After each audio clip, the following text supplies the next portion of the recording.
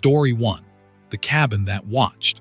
I've been hiking the Appalachian Trail for 6 years before that October night in 2019, and I thought I knew every trick these mountains could pull. My name is Marcus Webb, and I've guided over 200 tourists through sections of the trail from Georgia to Maine. I knew about the sudden weather changes, the disorienting fog, the way valleys could swallow sound. But nothing prepared me for what happened near the North Carolina-Tennessee border on October 23rd. I was doing a solo reconnaissance run, mapping out a new route for a client group scheduled for early November. The section ran through a particularly remote stretch about 15 miles west of Hot Springs. My GPS showed an old logging road that could serve as an emergency exit point, so I decided to check it out before bringing paying customers through. The afternoon sun was already dipping behind the ridgeline when I left the main trail, following what my topographic map labeled as Fisher's Cut. The logging road was more overgrown than I expected, choked with blackberry brambles and young poplars. I checked my satellite phone, still had signal, which was good. The temperature was dropping fast, that particular Appalachian chill that seeps through even good gear. I'd planned to make it back to my truck before dark, but I'd underestimated how slow going would be through the undergrowth. That's when I saw the cabin. It sat in a small clearing about 50 yards off the logging road, and it shouldn't have been there. My maps showed nothing but forest in this area, and the structure looked old. Hand-hewn logs chinked with what might have been mud or clay, a stone chimney leaning slightly to one side. But the roof looked sound, covered in relatively new-looking corrugated metal that didn't match the age of the rest of the building. I approached carefully, calling out. No response. The windows were dark, covered from the inside with what looked like heavy fabric. A woodpile sat next to the door, neatly stacked, the wood looking fresh cut. Someone was maintaining this place.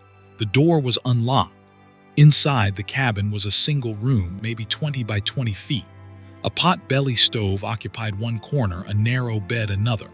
A wooden table and 2 chairs sat in the center. Everything was clean, almost obsessively so. No dust, no cobwebs, no mouse droppings. A kerosene lantern hung from a ceiling hook. On the table sat a tin cup and a folded newspaper. I picked up the newspaper. The Asheville Citizen-Times, dated September 14, 2019, just 5 weeks ago. Someone had circled a small article about a missing hiker near the Tennessee border. I set it down, feeling the first prickle of unease. That's when I noticed the walls. Someone had carved words into the logs, hundreds of words, covering every surface. I pulled out my flashlight for a better look. The carvings were names, dozens, maybe hundreds of names, each followed by a date. Some were old, the wood darkened around the carved letters. Others looked fresh, the wood still pale. Sarah Mitchell, June 12, 1987.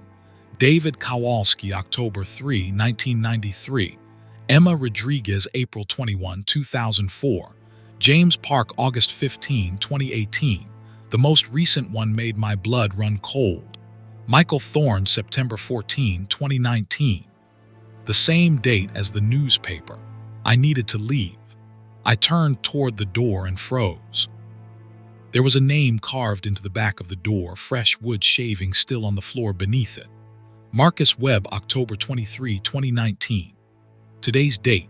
My name. I grabbed the door handle. It wouldn't turn. I tried again, throwing my weight against it. The door didn't budge, didn't even rattle. It was as if it had become part of the wall, solid and immovable. I pulled out my satellite phone.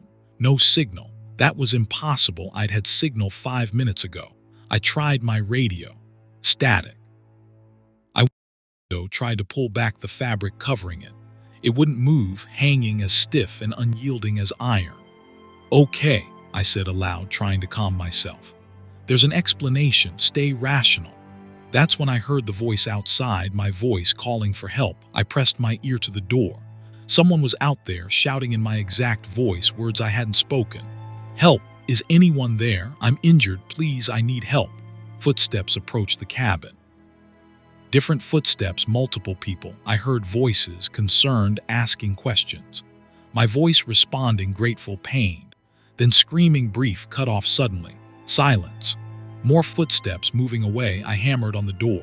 I'm in here, Nothing. The footsteps faded, hours passed. I tried everything, the windows, the floor, even the chimney. Nothing worked.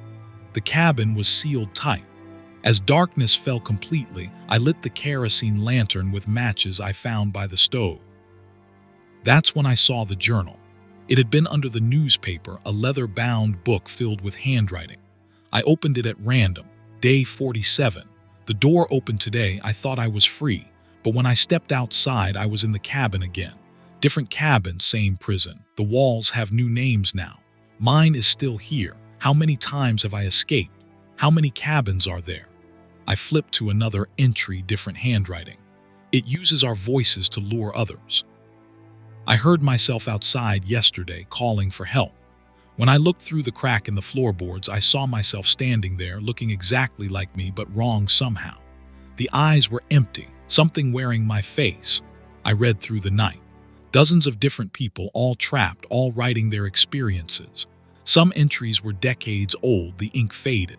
The most recent ones were from Michael Thorne, the name I'd seen on the wall. His last entry was from September 15th, day 2. I tried the door. It opened. I'm going to make a run for it. If I don't make it, to whoever reads this, don't trust the door when it opens. It's not freedom, it's something worse. At dawn, I heard the door unlock with a soft click. I didn't move. I sat at the table thinking about Michael Thorne, about all the names on the walls. I thought about the footsteps I'd heard, the people lured by my voice. I thought about what might be wearing my face outside. The door swung open slowly. Morning light spilled in, golden and warm. I could see the forest beyond, hear birds singing.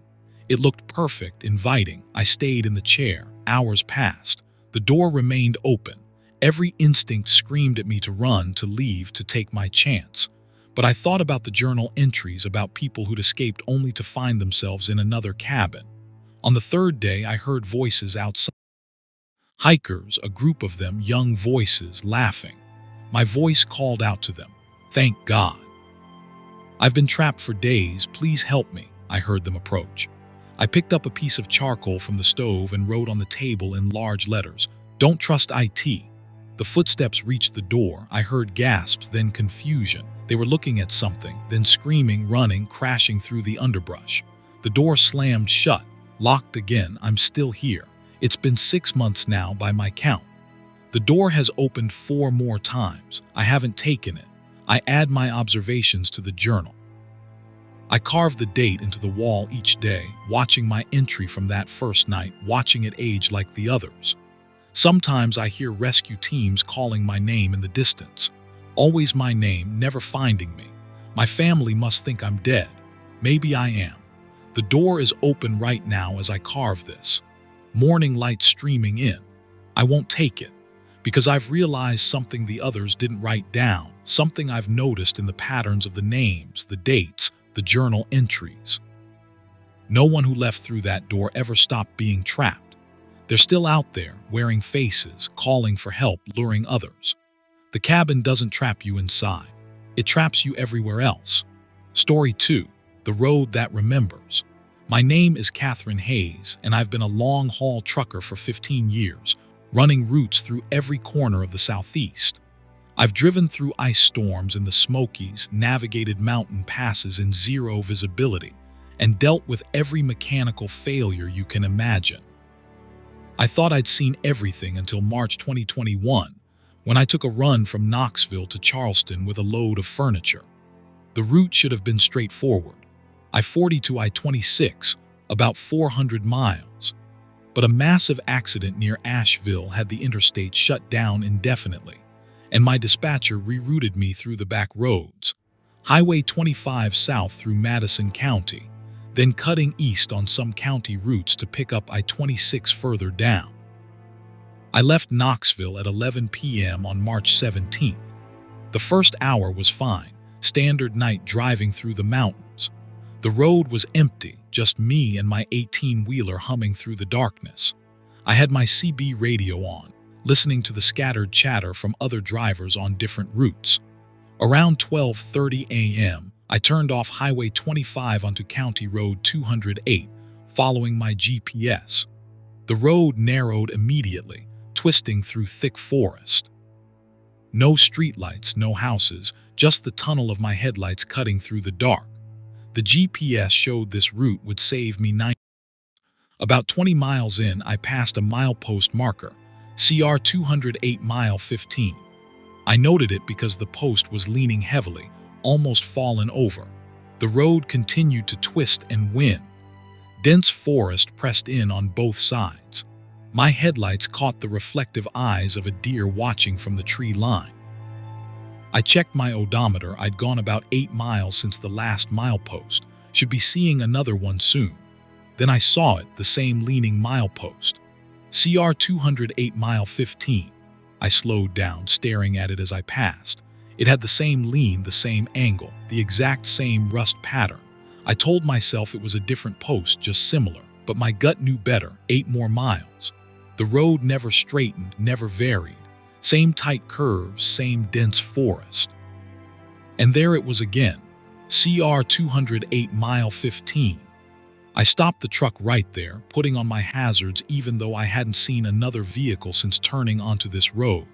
I grabbed my CB handset. Breaker, breaker, this is Red Queen, anybody out there? Static. I tried again. Nothing but white noise. I pulled out my cell phone. No signal. The GPS showed me still moving along CR 208, making progress toward I-26, but my odometer told a different story. I'd driven 24 miles on this road and passed the same milepost 3 times. I put the truck in gear and continued. Maybe I was disoriented, misreading the posts, fatigue playing tricks, but I'm a professional. I know the difference between tired and wrong, and this was wrong. Mile 15 appeared again, and again, and again. On the 7th pass, I stopped and got out. The night air was cold, carrying that particular Appalachian smell of wet earth and pine. I walked up to the milepost with my flashlight. The paint was faded, the metal rusted. I pulled out my knife and scratched a mark into the paint, 3 horizontal lines. Back in the truck, 8 miles later, there was the post with my 3 lines carved into it. I tried turning around. I executed a careful multi-point turn in the narrow road. No easy feat with a 53-foot trailer, and headed back the way I'd come. 8 miles later, mile 15. Still going the wrong direction according to my original route, I was passing the same point. The road only went 2 directions, but both led to the same place. I drove faster, pushing the truck harder than I should have on these curves. The milepost flashed by every 8 miles, regular as a metronome. My fuel gauge was dropping. I'd started with 3/4 of a tank. Now it showed then a quarter. That's when I saw the other truck. It was pulled off on the shoulder ahead, hazard lights flashing. An old Peterbilt green paint job pulling a refrigerated trailer. I slowed as I approached. A man stood next to the cab, waving his arms. I stopped, keeping my engine running. The man approached my window. He was older, maybe 60, wearing a plaid jacket and a feed cap. His face was drawn, exhausted. "Thank God," he said. "How long you been on this road?" "Couple hours," I said. "You?" "3 days." I felt my stomach drop. "That's not possible." "The milepost," he said. "Mile 15, right? Every 8 miles. I've counted. I've passed it 462 times." I did the math. That was almost 4,000 miles of driving in a loop. "I'm out of fuel," he continued. "Truck died an hour ago. But here's the thing, I've passed my own truck. 11 times now I've walked this road and found my Peterbilt sitting here, empty, lights on, different each time. One had the driver's door open. One had a broken windshield. One was on fire. "We need to," I started, but he cut me off. "There's no help coming. I've tried everything. The road doesn't connect to anything. It just loops, and it's changing." "Changing how?" "The forest is getting closer. When I first got stuck, the tree line was maybe 20 feet back. Now look." I shined my flashlight. The trees were right up against the road, branches hanging over the asphalt. He was right, there wasn't room for a vehicle to pull off anymore. "I think we're being digested," he said quietly. "The road is shrinking." I offered him a ride. He climbed into my passenger seat. His name was Robert Palmer, hauling a load of frozen food from somewhere he could no longer quite remember to somewhere he'd never reach. We drove together, past mile 15, past it again, and again. Robert counted each one aloud. My fuel gauge hit empty, but the truck kept running. That should have been comforting, but it was. It meant the normal rules had stopped applying.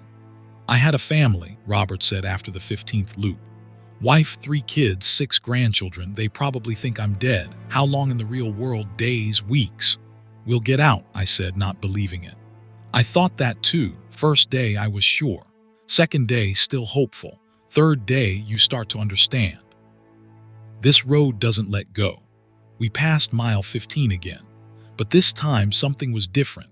There was another truck ahead, my truck. Red Freightliner, same company logo on the door. It was parked on the shoulder, hazards flashing. I stopped. We both stared at it. "Don't get out," Robert said. "Trust me, don't look inside." But I had to know. I climbed down, approached the other truck. It was identical down to the small dent in the front bumper from a parking lot mishap in Chattanooga. I looked through the driver's window. The cab was empty. No, not empty. There were marks on the seat, indentations as if someone had been sitting there for a very long time, the fabric compressed and worn. The steering wheel was covered in something dark. I shined my light on it. Rust. No, dried blood, crusted thick on the grip where hands had held it for hours and hours until I backed away. Climbed into my truck, the one that was still mine for now. "Told you," Robert said softly. We drove. The forest continued to creep closer. The road began to narrow. My trailer scraped against branches on both sides. The trees were reaching for us. "It's almost done with us," Robert said. "When the road gets too narrow, when the truck can't move anymore, that's when you become part of it. I've seen them." "Seen what?" "The ones who stopped. They're in the trees if you look carefully." I didn't want to look, but I couldn't help it. In my headlights, as we crawled through the narrowing gap, I saw them. Figures standing among the trees, perfectly still, watching. Some wore clothes from decades ago. Some were barely visible, more shadow than substance. All of them had the same expression, resigned, aware, trapped. Mile 15 passed again. The road was barely wider than my truck now. The trees scraped long gouges into my trailer. "Catherine," Robert said, and I realized I'd never told him my name. When we stop, when the road finally traps us, we have a choice. We can get out and join them in the trees, aware but frozen, or we can stay in the cab and become something else. Another version of ourselves, another ghost truck to warn the next driver. There has to be another option. If there is, I haven't found it. The road ahead was closing, trees growing together, forming a wall. I hit the brakes. The truck shuddered to a stop 3 feet from the barrier. Behind us, the same thing, trees crossing the road, sealing us in a shrinking box. I grabbed my CB radio one last time, still static. But as I listened, I heard something underneath the white noise, voices, dozens of them, all saying the same thing. "Mile 15, mile 15, mile 15. Robert opened his door. "I'm going to walk," he said. "Maybe this time it'll be different. Maybe the loop will break." "Robert, don't." But he was already gone, disappearing between the trees. I watched my mirrors. About 30 seconds later, I saw him appear ahead of the truck, walking out of the forest, looking confused. He saw me, stopped, understanding crossing his face. He turned and walked back into the trees. This happened 6 more times before he stopped emerging. I'm still in the cab. I've lost count of the loops. The road hasn't shrunk any further, but it hasn't opened either. I see other trucks sometimes, different ones, always empty or with drivers who don't respond when I wave. My logbook keeps filling itself out. Same route, same mileage, same date. March 17, 2021. My phone shows 2:47 a.m., always 2:47 a.m. Sometimes I see Robert in the trees, standing still, watching. Sometimes I see myself out there too, standing next to my other trucks, the ones that stopped before this one. The CB still hisses static. but now I can hear them clearly. All the voices of everyone the road has taken, all of us calling out our location, our trap, our eternal position. Mile 15. I keep the engine running. The fuel gauge shows empty, but the truck runs anyway. The road loops. The forest watches. And somewhere out there, another driver is being rerouted through Madison County, being sent down CR 208 to save 90 minutes. The road that remembers is hungry. And it never forgets. Story 3. The Thing in Miller's Holler. I grew up in Sevier County, Tennessee, in a town so small it didn't even make most maps. My name is Daniel Pritchard, and before October 2018, I worked as a wildlife removal specialist. Basically, I got called when people had problems with raccoons, possums, the occasional black bear getting too comfortable around human habitation. I knew these mountains like my own heartbeat, knew the wildlife, knew the terrain. I'd spent 30 years working these hollows and ridges. Nothing prepared me for what lived in Miller's Holler. The call came on October 9th, a Tuesday. Mrs. Geneva Watkins, 83 years old, lived alone in a farmhouse at the end of a dirt road about 12 miles outside town. She told me something was killing her chickens, but not eating them, just killing them and leaving them torn apart. She'd lost 20 birds in 3 nights. I'd known Geneva my whole life. She wasn't the type to panic or exaggerate. If she said something was wrong, something was wrong. I drove out there around 4 p.m. wanting to get a look at the property before dark. The farmhouse sat at the mouth of Miller's Holler, a narrow valley that cut deep into the mountains. Dense forests surrounded the property on 3 sides. Geneva's chicken coop was behind the house, a sturdy structure I'd helped her husband build 20 years before he passed. The coop was a massacre site. Feathers everywhere, blood splattered on the walls. But Geneva was right, the chickens hadn't been eaten. They'd been ripped apart with what looked like incredible violence, then left. No track to identify, no scat, no obvious signs of what had done it. Started 3 nights ago, Geneva said, standing beside me with her arms folded. Something screaming up in the holler, awful sound I never heard before. Then my birds started dying. You hear it during the day. No, only after dark. Last night it came closer.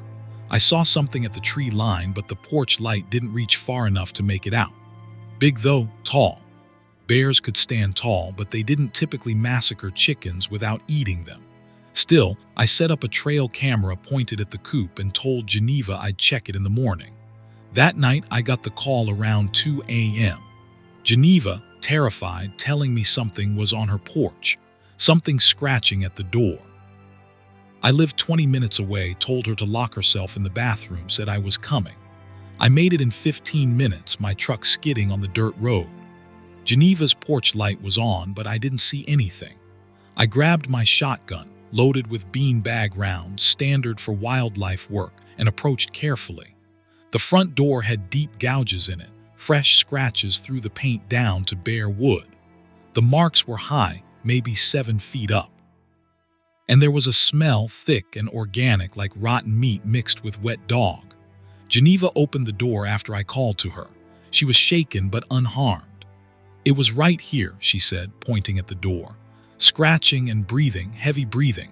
I could hear it through the door. I checked the porch, found dark stains on the wood, sniffed them, blood, fresh. I followed a trail of blood drops across the yard toward the tree line. My flashlight caught something hanging from a low branch, a deer, gutted and partially skinned, hanging upside down like someone had strung it up for processing. But no one processed deer like this. The hide had been torn away in strips, the organs were scattered on the ground below, and the head was missing entirely, removed with what looked like brute force rather than cutting. I radioed the sheriff's office. Deputy Tom Brennan arrived 45 minutes later. Together we examined the deer. Mountain lion. Tom suggested, wrong pattern, and mountain lions don't hang their kills. I pointed my light up the holler. Whatever did this, I think it's up there. I want to check the trail camera. We retrieved the camera from the coop. The footage made my blood run cold.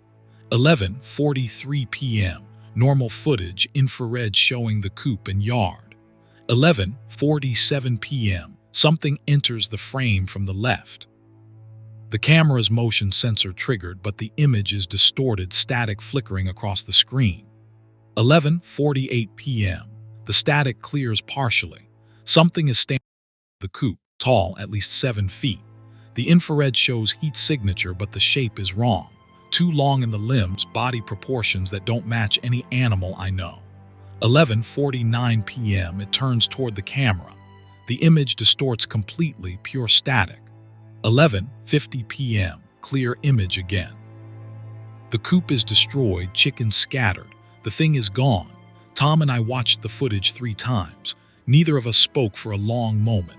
"I'm calling state wildlife," Tom finally said. "Don't, not yet. I had a bad feeling about this.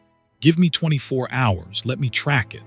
Against his better judgment, Tom agreed. We set up a watch schedule for Geneva's house, and I went home to gather gear. The next day, I went into Miller's Holler. The hollow was a place locals avoided, though no one could really say why. It ran about 3 miles deep into the mountain, following a creek that rarely flowed anymore. Old-timers called it poor land. Nothing grew right there. Animals avoided it. I started at the tree line where I'd found the deer. The blood trail continued into the forest, not hard to follow. Along with blood, I found other signs. Broken branches high up, bark stripped from trees at heights no bear could reach, and that smell, that awful rotting smell that seemed to hang in the air. 2 miles in, I found where it was staying. A rock overhang created a shallow cave about 15 feet deep. The ground was carpeted with bones, deer, wild pig, smaller animals I couldn't identify. Some looked old, yellowed with age. Others were fresh. And in the back of the cave, arranged with disturbing deliberation, were skulls. Dozens of them, all facing outward. I photographed everything, my hands shaking. This was not animal behavior, this was something else. That's when I heard the breathing. Deep, wet, labored breathing from somewhere above the cave. I spun, raising my rifle, scanning the rocks. Nothing. The breathing continued, echoing oddly in the hollow. I couldn't pinpoint the source. I backed away slowly, keeping my rifle up. The breathing followed, always from somewhere I wasn't looking. I made it about 50 yards before I ran, crashing through the underbrush, no longer caring about tracking or professionalism, just needing to get out of the holler. Something crashed through the forest parallel to me, keeping pace easily. I never got a clear look at it, just glimpses of movement between the trees, something large and fast that moved wrong, that bent the wrong way when it navigated obstacles. I made it to my truck, jumped in, and drove straight to the sheriff's office. By 6 p.m., we had a team assembled. Sheriff Marcus Wade, 3 deputies, and a wildlife officer from the state. We went in with spotlights and rifles, following my GPS coordinates back to the cave. The cave was empty. The bones were gone. The skulls were gone. The ground showed no sign that anything had ever been there. We searched until midnight, found nothing. "You sure this is the spot?" Sheriff Wade asked, not accusatory, just confused. My GPS showed we were standing exactly where the cave should be. But there was no overhang, no cave, just solid rock and trees. We heard the scream then, that sound Geneva had mentioned. It came from deeper in the holler, a vocalization that started low and rose to a shriek that made my teeth ache. It was organic but wrong, like something with the wrong vocal anatomy trying to make sound. The scream echoed and multiplied, coming from all around us. The team's lights swept the forest frantically. Then all our radios erupted with static and died. Flashlights flickered. The state officer's spotlight went out completely. "Back to the trucks," Wade ordered. "Now." We moved in formation, backing toward the holler's entrance. The screaming continued, sometimes close, sometimes distant. Branches broke in the darkness around us. That breathing sound surrounded us, coming from multiple directions. Deputy Brennan's light caught something in the trees ahead, a figure standing between the trunks, impossibly tall and thin. Before anyone could react, it was gone. We made it to the trucks. Everyone was accounted for, but everyone had seen something different. Wade saw faces in the trees.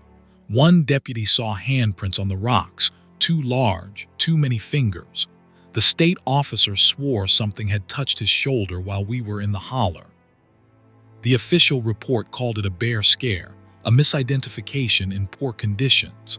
The state officer was quietly transferred. The deputies stopped talking about it, but I know what I saw. I know about the cave that disappeared, the bones that vanished, the thing that moved wrong in the forest. Geneva sold her property and moved in with her daughter in Knoxville. The farmhouse sits empty now. Sometimes people drive by and report seeing lights up in the holler or hearing screams. The sheriff's office logs the calls and does nothing. I don't do wildlife removal anymore. I couldn't go back into those mountains. Last week, I got a call from a man who'd bought property near Miller's Holler, said something was killing his livestock. I told him to sell and move. He laughed, said he wasn't scared of coyotes. I didn't tell him it wasn't coyotes. I didn't tell him about the cave that appears, about the thing that breathes from nowhere and everywhere, about the skulls arranged like watchers. I didn't tell him because people who know too much about Miller's Holler have a tendency to disappear.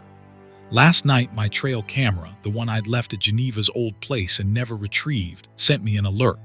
Motion detected. I checked the footage on my phone. 11:47 p.m. Something standing in the yard. Tall. Wrong.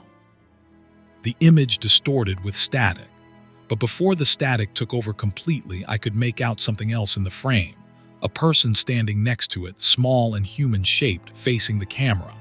The timestamp showed today's date. The location showed Geneva's old property, but the person in the frame was me. I've locked my doors. I can hear something outside circling my house. That same wet breathing. The same screaming from Miller's Holler, but closer now. The thing followed me home. And I think it brought something with it. A version of me that stayed in that holler, that became part of whatever lives there. A version that's been waiting to trade places. My reflection in the window looks wrong. The proportions aren't quite right. The way it moves when I move, there's a delay, just a fraction of a second. I'm not sure which one is the real me anymore. The holler takes things, changes them, keeps them. And I think I never really left it all. Story 4, the broadcast from nowhere. My name is Sarah Elizabeth Turner, and I spent 12 years as a long-distance trucker before the incident that ended my career. I specialized in late-night runs, the routes other drivers avoided, rural highways through the deep south in Appalachia. I preferred the solitude, the long empty roads, the way the world felt suspended between midnight and dawn.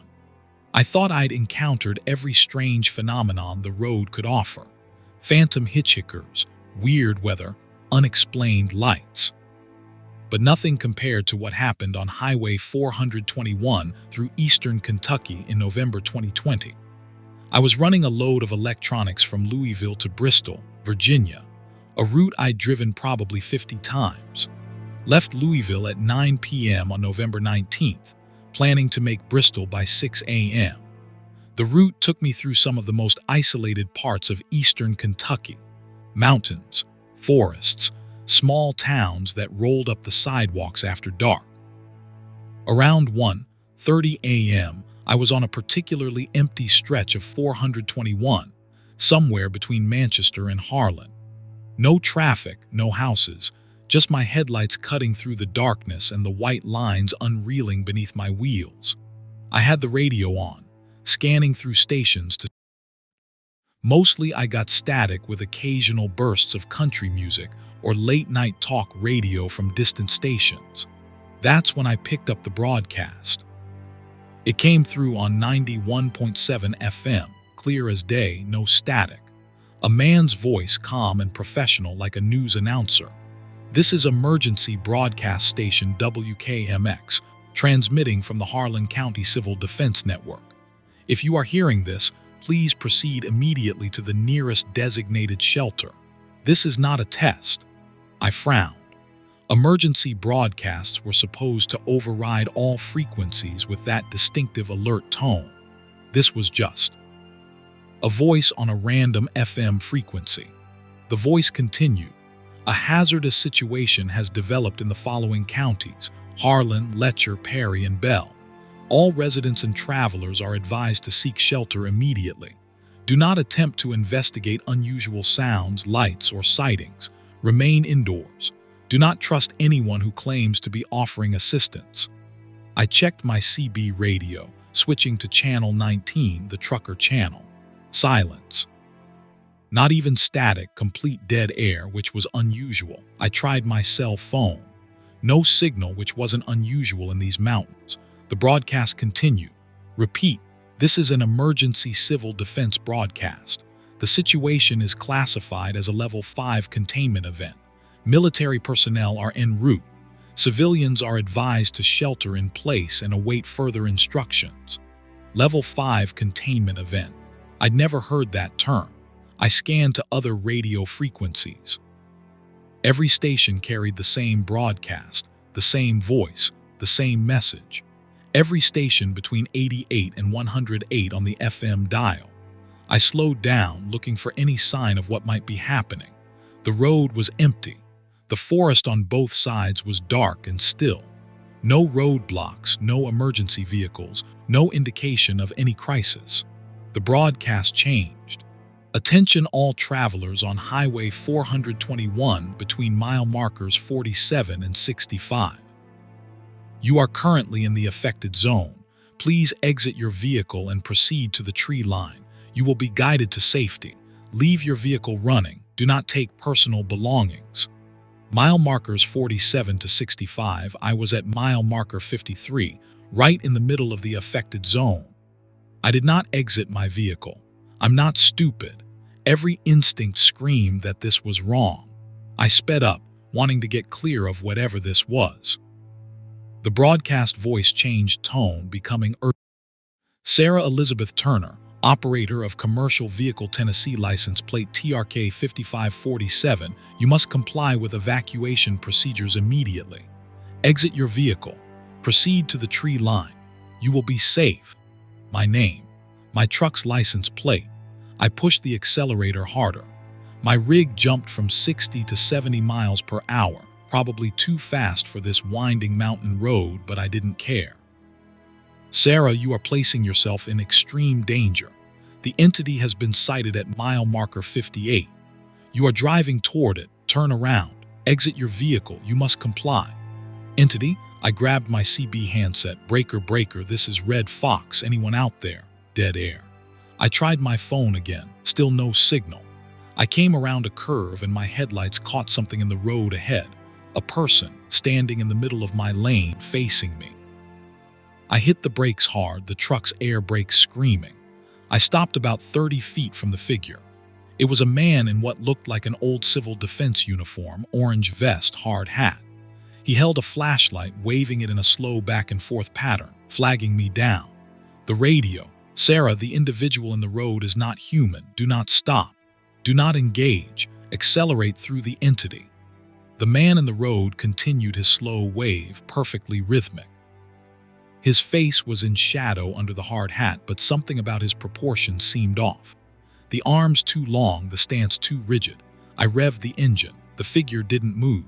I laid on the horn, a long, loud blast. No reaction. Accelerate, Sarah. It will not move. You must make contact to disperse it. Who the hell is this? I shouted at the radio. How do you know my name? We are monitoring all civilian activity in the affected zone. For your safety, you must follow instructions precisely. Accelerate through the entity. It cannot harm you if you maintain speed above 40 miles per hour. This was insane. But sitting here wasn't an option. I checked my mirrors, nothing behind me. I put the truck in gear, building speed. The figure remained motionless. At 30 miles per hour, I braced for impact. At 40, I closed my eyes. I felt nothing. No impact, no sound. I opened my eyes. The road was clear. The figure was gone. In my mirrors, I saw it standing where I'd left it, still waving its flashlight in that slow pattern. Successful dispersion, the radio announced. Continue to mile marker 65. Do not stop for any reason. My hands were shaking on the wheel. What the hell was that thing? Information is classified. Continue driving. Where are you broadcasting from? Our transmission location closed. Sarah, you need to understand. What is happening in this zone is not explainable in conventional terms. We need you to follow instructions without question. Your life depends on it. Mile marker 54 passed, then 55. The road was empty, but now I was seeing things at the tree line. Lights moving through the forest, keeping pace with my truck. Not flashlights, something else. A pale blue-green luminescence that seemed to move independent of any carrier. Do not look at the lights, the radio instructed. Focus on the road. The lights are an attraction mechanism. Attraction for what? For the primary entity. The lights draw attention, then the entity manifests. Keep your eyes on the road. I focused on the white lines, the yellow center stripe, refusing to look at the dancing lights in the trees. But I could see them in my peripheral vision, multiplying, dozens of them now, converging on my position. Mile marker 56. The temperature in my cab was dropping. I could see my breath. Ice was forming on the inside of my windshield. Temperature decrease is normal, maintain speed. Nothing about this is normal. I cranked the heater to maximum. It blew cold air. That's when I saw the second figure, a woman this time, standing on the shoulder, waving frantically. She looked terrified, desperate. She was mouthing words I couldn't hear. "Do not stop," the radio said firmly. "That is not a person. She looks real." They all look real. That is the point. "Sarah, if you stop, we cannot help you." I drove past. The woman's face tracked me as I went by. In my mirror, I watched her step into the road behind my truck and simply unfold. Her body opened like a flower, splitting along seams I hadn't seen, revealing something inside that was definitely not human. I faced forward, hands locked on the wheel, accelerating. Good. Mile marker 60 in 1 minute. The primary entity manifests most strongly between 60 and 65. This is the dangerous section. More dangerous than the thing that just unfolded in my mirror. Yes, significantly more dangerous. At mile marker 60, your radio will go silent. We will lose contact with you. At that point, follow these instructions exactly. Maintain speed at 65 miles per hour. Do not deviate. If your engine fails, do not attempt to restart. You see the primary entity, do not make eye contact. Count to 100, then you will emerge. And if I don't emerge, silence. Hello, if I don't emerge. Sarah, I need you to understand something. This stretch of Highway 421 has been compromised. 27 people have entered it in the last year, with whom we've been able to establish contact. The others are still there in a sense. What they became, those are the things you're seeing. The figures, the lights. They're trapped in the manifestation, caught between states. What kind of states? Here and not here, real and not real. The primary entity exists in a space that overlaps our reality. This stretch of road passes through that overlap. Most people don't notice. They drive through and feel a brief chill, maybe see something odd in the corner of their eye. But some people, the entity focuses on them, draws them in. We've been trying to broadcast warnings, but the entity controls what gets through. Then how are you? We're not broadcasting, Sarah, not externally. We're using your truck's radio as a receiver, but the transmission is coming from inside the affected zone. We've been trapped here for 3 years trying to warn people. The temperature dropped further.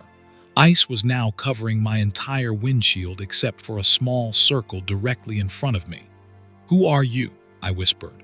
My name was Thomas Brennan. I was a state trooper. Stopped to investigate a disabled vehicle at mile marker 62 on November 19, 2017.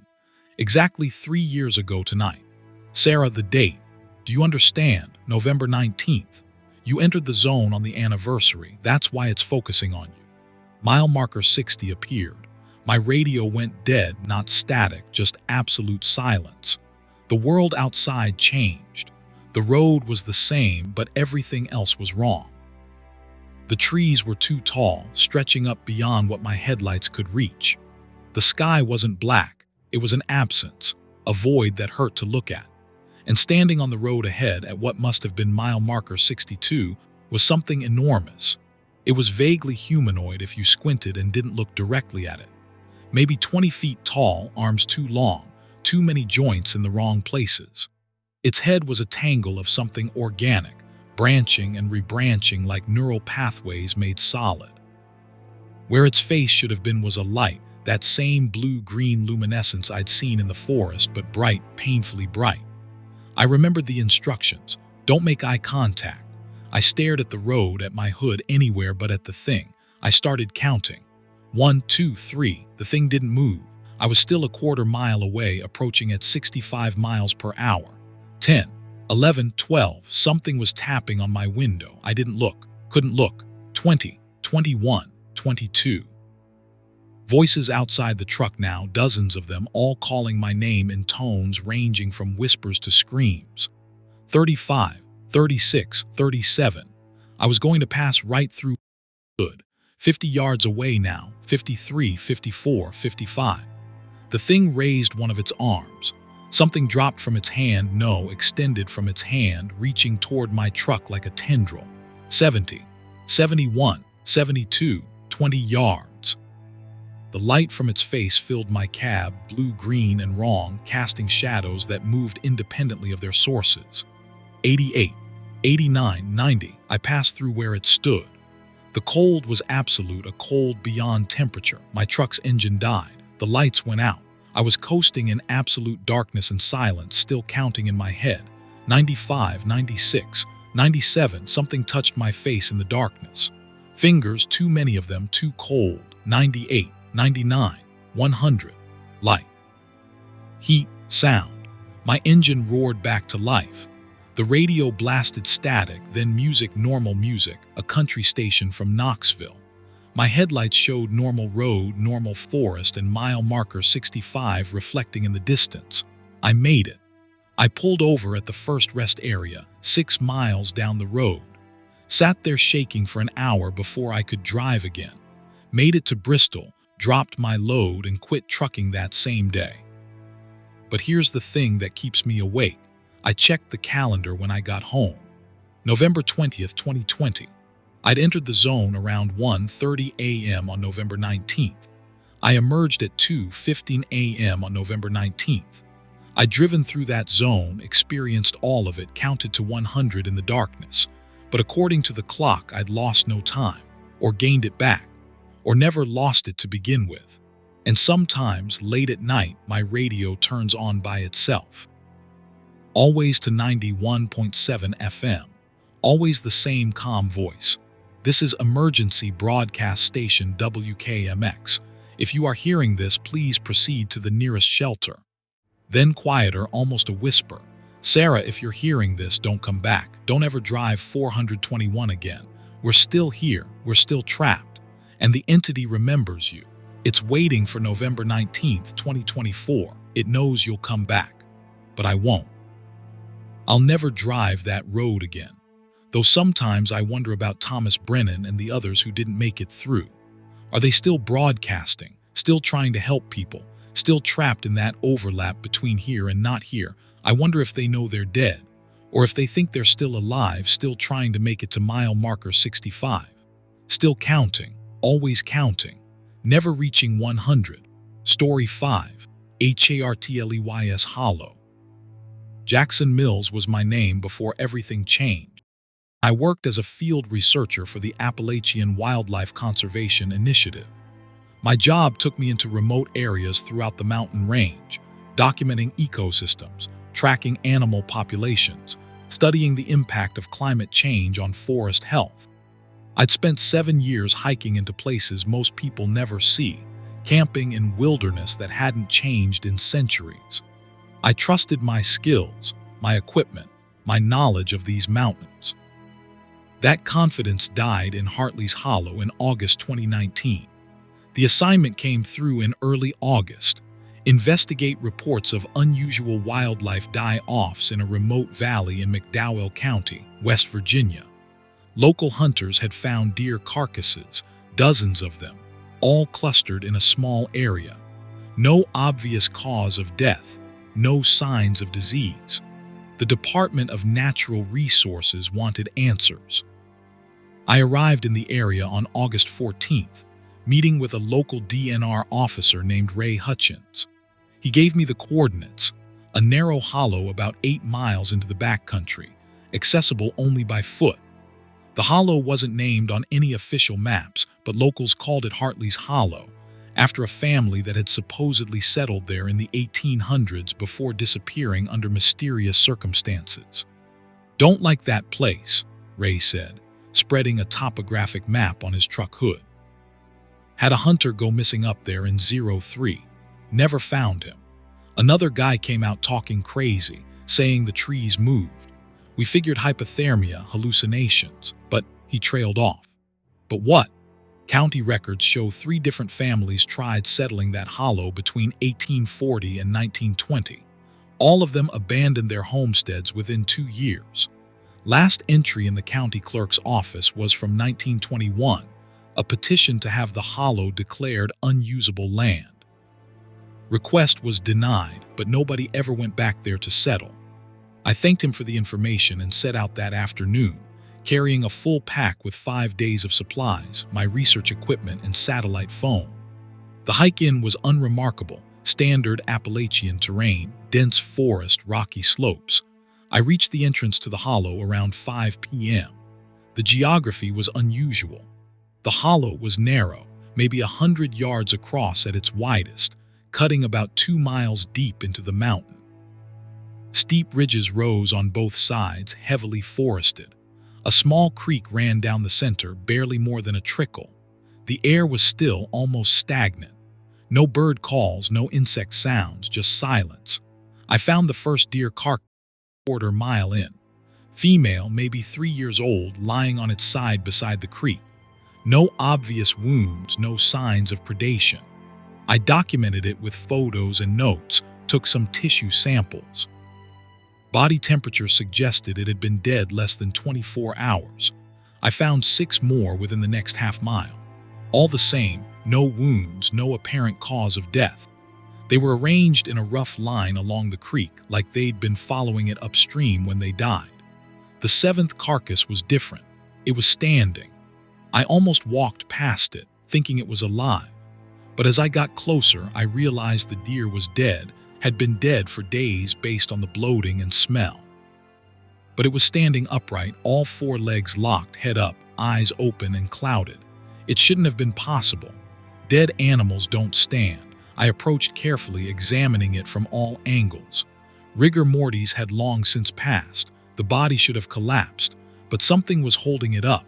I couldn't see what. I touched the deer's flank. The body was rigid, unnaturally so, like it had been frozen solid even though the temperature was in the 80s. As my hand made contact, the deer's head turned toward me. I stumbled backward, tripping over my own feet. The deer's head tracked me, the clouded eyes somehow focusing. Its mouth open, jaw working like it was trying to speak. I ran. I made it maybe 50 yards before my rational mind reasserted itself. Dead deer don't move. I'd experienced a hallucination, probably carbon monoxide from a natural gas seep. These mountains were full of abandoned mine shafts that released gases. That explained the animal die-offs too. I pulled out my gas detector. No readings, normal air composition. I went back. The deer was still standing, but its head was facing forward again in a natural position. I must have imagined the movement, stress, the eerie setting, my imagination. I made camp another quarter mile upstream, wanting to get clear of the carcasses. Found a relatively flat area near the creek, set up my tent as the sun set. The silence continued to bother me. In normal forest, you'd hear crickets, owls, rustling in the undergrowth. Here, nothing. I ate dinner from my camp stove, made notes in my research journal, and tried my satellite phone. No signal, which was odd. I'd had 4 bars when I entered the hollow. I noted it for later investigation. I turned in around 10 p.m., exhausted from the hike. I fell asleep to that oppressive silence. I woke to voices. Multiple voices outside my tent, speaking in low tones. I checked my watch, 2:47 a.m. I lay listening. The voices were conversational, calm. I couldn't make out words, but the rhythm was normal human speech. Other campers, That seemed unlikely in this remote area, but possible. I called out, "Hello, who's there?" The voices stopped. Complete silence. Then after maybe 10 seconds, they started again, but now they were mimicking my voice, my exact inflection. "Hello, who's there? Hello, who's there?" I grabbed my flashlight and unzipped my tent. The voices stopped immediately. I shined my light around the campsite. Nothing. No one. The forest was empty. I was about to retreat into my tent when my light caught something at the tree line. People standing among the trees, at least a dozen of them arranged in a rough semicircle around my camp. They were absolutely still, just standing there watching. "Hey," I shouted. "This is a research site. You need to identify yourselves." They didn't respond, didn't move. My flashlight beam was bright enough that I should have been able to make out details, but something was wrong with how they looked. The proportions weren't quite right, or maybe it was the way they stood, too rigid, too still. I grabbed my satellite phone, still no signal. I tried my radio, dead air. The figures remained motionless. I counted 14 of them. They were dressed in old-fashioned clothes, I thought, dark colors, simple cuts, like something from the 1800s. The Hartley family. The thought came unbidden. The settlers who disappeared. One of the figures stepped forward. It moved in a strange way, joints bending at slightly wrong angles. It raised one arm, pointing at me. Then it spoke, and the voice was mine. Jackson Mills, field researcher, Appalachian Wildlife Conservation Initiative. How did it know my name, my organization? Another figure stepped forward, also pointing. It spoke in a different voice, female. August 14th, 2019. Investigating wildlife mortality event. A third figure, specimen collection authorized, tissue samples, photographic documentation. They were reciting my research notes, information from my journal, details from my work orders, information they couldn't possibly have. I backed toward my tent. The figures began moving in unison, stepping forward, closing the circle. They were chanting now, all of them, a cascade of voices speaking my words, my reports, my notes, overlapping and echoing. I dove into my tent, zipped it shut like that would help. The voices continued outside, a wall of sound. My own voice, my own words, repeated and distorted, coming from all directions. Then silence. I waited, heart pounding. Minutes passed. I carefully unzipped the tent and looked out. The figures were gone, but standing in their place, arranged in that same circle, were deer. Dozens of deer, all standing perfectly still, all staring at my tent, all of them dead. I could see the bloating, the clouded eyes, the signs of decay. But they stood there, impassible, watching. I packed my gear in 30 seconds, abandoned my tent, and started hiking out in the dark. The dead deer didn't move as I ran past them. I followed the creek downstream, using my GPS to navigate. That's when I realized my GPS was malfunctioning. According to the device, I was moving in circles. I'd covered 2 miles, but my position showed I was still at my campsite. I turned it off, relied on the creek. Water flows downhill. Follow it and I'd get out. I hiked for hours. The creek should have led me out of the hollow within an hour at most, but the terrain didn't change. Same narrow valley, same steep ridges, same silent forest. At dawn, I found my campsite. The tent was still there, exactly as I'd left it, my sleeping bag visible through the open flap. But I'd been hiking away from this spot for 4 hours. I checked my GPS again. It showed I hadn't moved. I tried a different direction, hiking straight up the ridge to my left. The slope was steep, nearly vertical in places, but I climbed for an hour, making steady progress upward. I should have reached the ridgeline, should have been able to see out of the hollow. Instead, I found myself at the bottom again, standing beside the creek. The hollow was a trap. I spent the entire day trying to escape. Followed the creek downstream for hours, ended up back at my camp. Climbed the opposite ridge, ended up at my camp. Tried walking in a straight line with my compass, ended up at my camp. As night fell, I sat beside my tent, trying not to panic. My rational mind searched for explanations. Spatial disorientation, magnetic anomalies affecting my equipment, some kind of geographical loop where the valley curved back on itself. But I knew better. This wasn't natural. At 2:47 a.m., the voices returned. Figures at the tree line, more this time, dozens of them, all standing still, all watching. They began speaking, and now I recognized the voices. They were other researchers, other hikers, other people who'd come into this hollow and never left. Ray had mentioned a hunter who went missing in 2003. One of the voices was his, reading from what must have been his hunting journal. October 12th saw a 12-point buck near the old Homestead Foundation, weather holding clear. Another voice, a woman, S. Trail maintenance log, June 1998. Clearing fallen timber from the creek bed. Radio contact intermittent. They were all here, everyone who disappeared into Hartley's hollow.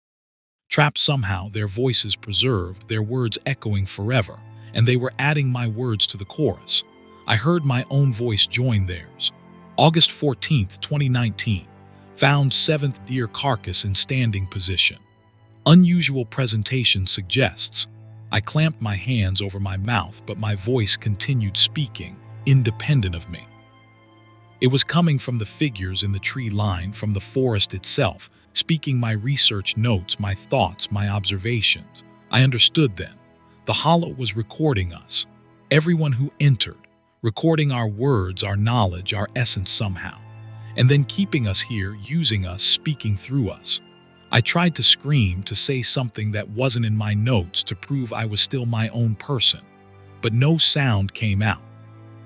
My voice was already part of the hollow, already speaking someone else's words. The figures approached. I could see them more clearly now. They weren't people, they were shaped like people, made of something that mimicked human form. Bark and moss and stone and shadow, arranged in human-ish proportions. The voices came from somewhere inside them, from captured throats, preserved vocal cords, stolen speech. They surrounded my camp. One of them reached out with a hand made of twisted roots. It touched my shoulder and I felt something pulling at me, drawing something out.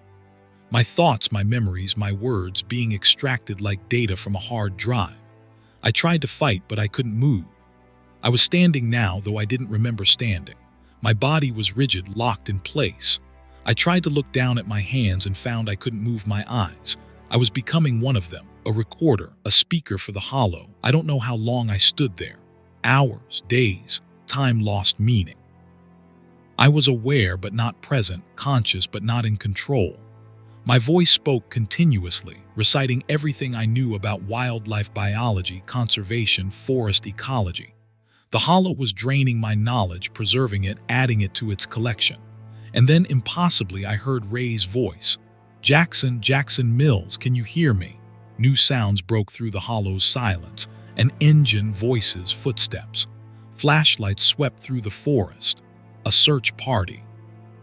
The figures around me stepped back, melting into the trees. Whatever held me released its grip. I collapsed, suddenly in control of my own body again. Ray and 2 other DNR officers found me lying beside my tent. They said I'd been missing for 6 days.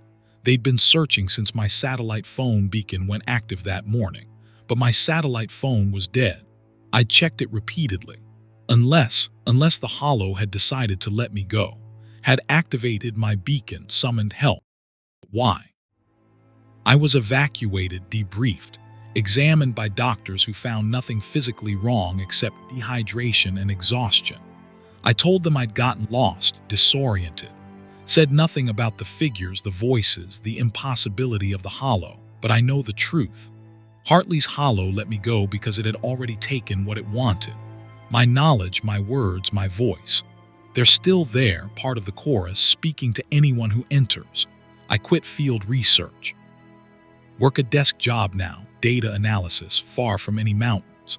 But sometimes late at night, I hear myself speaking words I never said, reciting observations I never made, describing things I never saw. The hollow is still using my voice, still speaking through me. And sometimes I wonder if the version of me that walked out of that hollow was really me at all, or if the real Jackson Mills is still standing in that clearing, rigid and silent, while something wearing his face went back to his life. I check my reflection obsessively now, looking for signs that I'm not me, that I'm bark and moss and shadow shaped like a man. Sometimes the reflection doesn't quite match my movements, and sometimes, just for a moment, I can see the forest behind my eyes. Story 6. The SDAIRS in the WOODS. My name is Rebecca Thornton, and for 8 years I worked as a Geographic Information Systems specialist for the U.S. Forest Service. My job involved mapping remote areas, documenting trail conditions, and investigating geographical anomalies reported by hikers and rangers. I'd handled hundreds of unusual reports, strange rock formations, isolated structures, unexplained clearings. Most had mundane explanations. But in September 2020, I encountered something in the Cherokee National Forest that I still can't explain. The report came from a ranger station near Tellico Plains, Tennessee. Multiple hikers had reported seeing a staircase in the middle of the forest, miles from any structure or trail. Not ruins, not old foundations. A complete, intact staircase, freestanding, leading nowhere. The descriptions were consistent. Carpeted stairs, wooden banister, 15 to 20 steps, just standing there in the woods. Forest Service policy requires investigation of any man-made structures on public land. Someone had probably dumped construction debris illegally. I was assigned to locate it, document it, and arrange for removal. I set out on September 22nd with a local ranger named Tom Kirkland. The reports placed the staircase 4 miles northeast of the Bald River Trail, in dense forest with no established paths. We used GPS coordinates from the most recent sighting and hiked in through difficult terrain. We found the staircase around 2 p.m. It was exactly as described, a residential staircase, the kind you'd find inside a house, complete with burgundy carpet runner and polished oak banister. 15 steps leading up to nothing. No house around it, no foundation, no other structural debris. Just stairs standing in a small clearing looking like someone had cut them out of a home and placed them there. "What the hell?" Tom muttered, circling the structure. I examined it carefully. The construction was high quality, professional. The carpet was clean, barely weathered despite supposedly being outdoors. The wood showed no signs of rot or insect damage. I climbed a few steps, testing their stability. Solid, well built. "Has to be art installation," I said. "Some kind of statement piece. Out here 4 miles from the nearest trail," good point. "The logistics of getting this structure here would be immense. It had to weigh several hundred pounds. You'd need multiple people, specialized equipment. And for what? No one would see it except the occasional lost hiker." I took measurements, photographs, GPS readings, documented everything thoroughly. We spent about 30 minutes examining the staircase and the surrounding area. Found no footprints except our own, no signs of recent disturbance, no indication of how the structure arrived. As we were finishing, Tom pointed to something carved into the back of the bottom step. "Don't climb." Simple letters carved deep into the wood. Old, based on the darkening of the exposed grain. "Bit late for that warning," I said, since I'd already climbed partway up. We marked the location and hiked back out. I filed my report, recommending the structure be removed as unauthorized installation on federal land. The report went to my supervisor, who forwarded it up the chain. 3 days later, I got a call from my supervisor. "Rebecca, regarding that staircase, we need you to go back and get more documentation." "What kind of documentation?" "Everything. Different angles, measurements of every component, soil samples around the base, and see if you can determine how long it's been there." "Okay, why the extra detail?" A pause. "Because 2 more staircases have been reported, different locations, both in Cherokee National Forest, both identical to the one you found." That got my attention. I went back out on September 28th, this time alone. Found the staircase exactly where I'd left it. I spent 3 hours every detail, taking soil samples, examining the ground beneath and around it. That's when I noticed something I'd missed before. There were no stairs under the staircase. I was looking at the bottom step, which should have connected to the ground. But there was a gap, maybe 6 inches between the bottom step and the forest floor. The staircase was suspended, resting on nothing I could see. I lay on my back and looked up through the gap. The underside of the stairs was finished, carpeted like the top, and carved into the underside of what should have been the structural supports were more words, "Stay away." I got up quickly, feeling the first real unease. This wasn't a dumped structure, this was something else. I completed my documentation and left. Over the next week, reports came in of 5 more staircases throughout the national forest, all identical, all freestanding, all with warnings carved into them.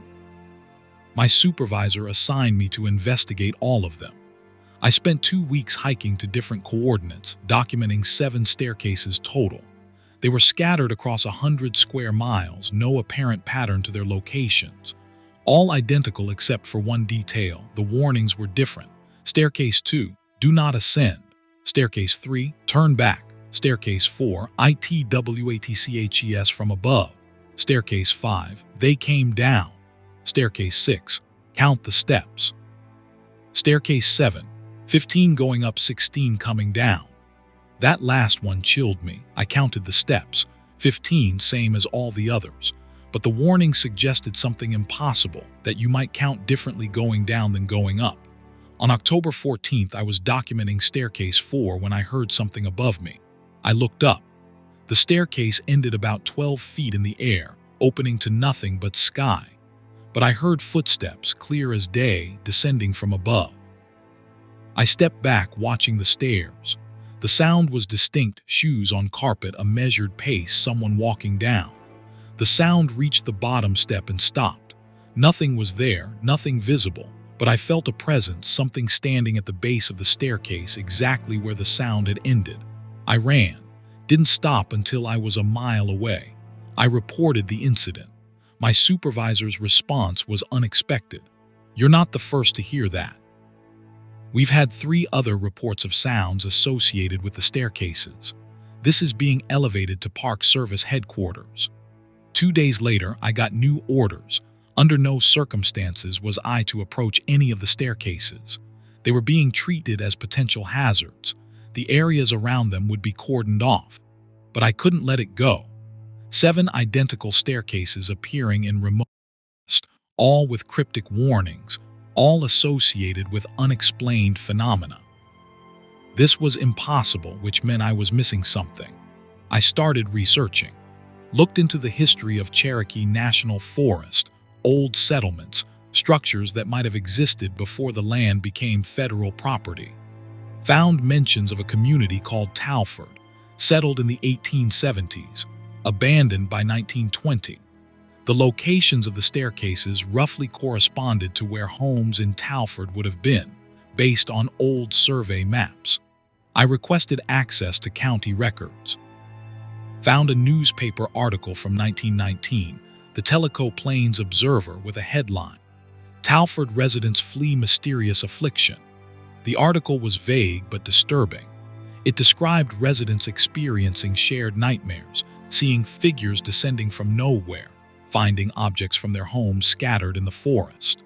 The community dissolved over the course of 6 months, everyone leaving. The last recorded resident of Talford was a man named Silas Hartwell. He'd written a letter to the county clerk, dated November 1919, requesting that the land around Talford be declared cursed and forbidden. The letter included a description. "The stairs remain, though the homes are gone. They lead somewhere we cannot see, and things use them to descend." On October 20th, against direct orders, I hiked back to staircase 1, the original one I'd found. I had to know. I brought climbing gear, motion sensors, a high-resolution camera. I set up the camera focused on the top of the staircase, pointed at the empty air where it ended, activated the motion sensors. Then I waited, hidden in the trees about 50 yards away. Around 3 p.m., the motion sensors triggered. I checked the camera feed on my laptop. Nothing visible. The stairs remained empty. But the sensors were registering movement, something descending the staircase, step by step. The feed showed subtle changes. The carpet compressed slightly on each step, the way it would under weight. The banister creaked, visible vibrations running through the wood. Something was coming down those stairs. I zoomed in the camera. At maximum magnification, I could see distortions in the air like heat shimmer conforming to a human-ish shape. Whatever was descending was almost transparent, barely interacting with light. It reached the bottom step, stood there for a moment. Then it moved away from the staircase into the forest, leaving no footprints but disturbing the ground cover as it passed. It was heading toward me. I packed up my equipment in seconds, but I'd set up too much gear, many cables. The distortion moved steadily closer. I abandoned everything, just grabbed my pack and ran. I made it maybe 30 yards before I looked back. The distortion was standing among my equipment, and now I could see it more clearly, not because it had become more visible, but because it was doing something to the air around it, pulling at reality somehow. And then it looked at me. No eyes I could see, no face, but I felt its attention lock onto me like a physical weight. I heard a voice, not in my ears, but in my head. "You climbed the stairs." "Just a few steps," I said aloud, not knowing why I was answering. "Enough. You made contact. Now you're marked." "Marked for what?" "To hear us, to see us, to know we're here." The voice was hollow, emotionless. "We've been descending for 100 years. The stairs were the first structures, so the stairs remain. We use them because they remember what it was to be solid, to be real." "What are you?" "What's left of Talford. We went looking for something in the mountains, found a place where the world was thin. We crossed through, thinking we'd find something beautiful, but there's nothing on the other side. Just absence. We're trying to come back, but we lost too much of ourselves in the crossing. We're barely here." The distortion moved closer. I could feel cold radiating from it. "Why are you telling me this?" "Because you climbed the stairs. You made contact with what we left behind. Now you're connected to it, to us. You'll start seeing the stairs everywhere, not just in the forest, in your home, at your work. They'll appear because you're marked, because you're thin to us now." "How do I stop it?" "You don't. You either finish climbing, cross over like we did, or you live half visible forever, seeing both worlds belonging to neither." The distortion faded, dissipating like smoke. I was alone in the forest. I left my equipment where it was, hiked out, submitted my resignation to the Forest Service the next day. Didn't explain why, just left. The entity was right. I see staircases now. Not always, not everywhere, but often enough. They appear in the corner of my vision, in parking lots, office buildings, my own home. Always the same burgundy carpet, oak banister, 15 steps leading up to nowhere. Last week, one appeared in my bedroom. I woke up at 3 a.m. and it was just there, standing beside my bed. I could hear something descending. I'm running out of places to run. The staircases are appearing more frequently. I think I'm becoming like them, like the residents of Talford. Caught between solid and not here and not here. Sometimes I think about climbing, finishing what I started, seeing what's at the top or beyond it. Maybe that's the only way out. But I remember the warning carved into that first 15 going up, 16 coming down. If I climb 15 steps up, will there be 16 steps down? Will I become something that needs the stairs to remain partially real? I count steps obsessively now. Stairs in buildings, stairs in my home. I count going up, count going down, making sure the numbers match, making sure I'm still completely here. Yesterday, I climbed the stairs to my apartment. 15 steps, I counted. Coming down this morning, I counted again. 16 steps. I'm running out of time. Story 7, the camp that wasn't there. My name is Trevor Hutchins, and I've been leading wilderness survival courses in the Appalachian region for 13 years. I've trained military personnel, search and rescue teams, and civilian outdoor enthusiasts in everything from shelter construction to emergency navigation. I've spent more nights in the backcountry than I have in my own bed. I know these mountains, know how to read terrain, how to navigate by stars and landmarks. That knowledge kept me alive during what happened in the Pisgah National Forest in June 2021, though barely. I was contracted to lead a 5-day advanced survival course for a group of 8 clients in late June. We were using a section of Pisgah near the Tennessee border, rugged country with minimal trail development. The plan was to teach primitive shelter construction, water procurement, and long-distance navigation without modern tools. We established our base camp on June 21st near a stream called Laurel Creek, about 7 miles from the nearest trailhead. Standard setup: communal fire pit, individual shelters the clients would build themselves, equipment cache. I'd used this area twice before without incident. The first 2 days went perfectly. Clients learned basic skills, built serviceable shelters, practiced fire starting techniques. On day 3, June 23rd, I took the group on a navigation exercise, a 6-mile loop through unmarked terrain, using only compass and map. We left base camp at 9 a.m. The route took us up a ridge, across a saddle, and down into a parallel valley before circling back. Standard difficulty, nothing the group couldn't handle. I estimated we'd return by 4 p.m. Around 2 p.m., we were on the return leg when we came across another camp. It was set up in a small clearing about a quarter mile from where our base camp should have been.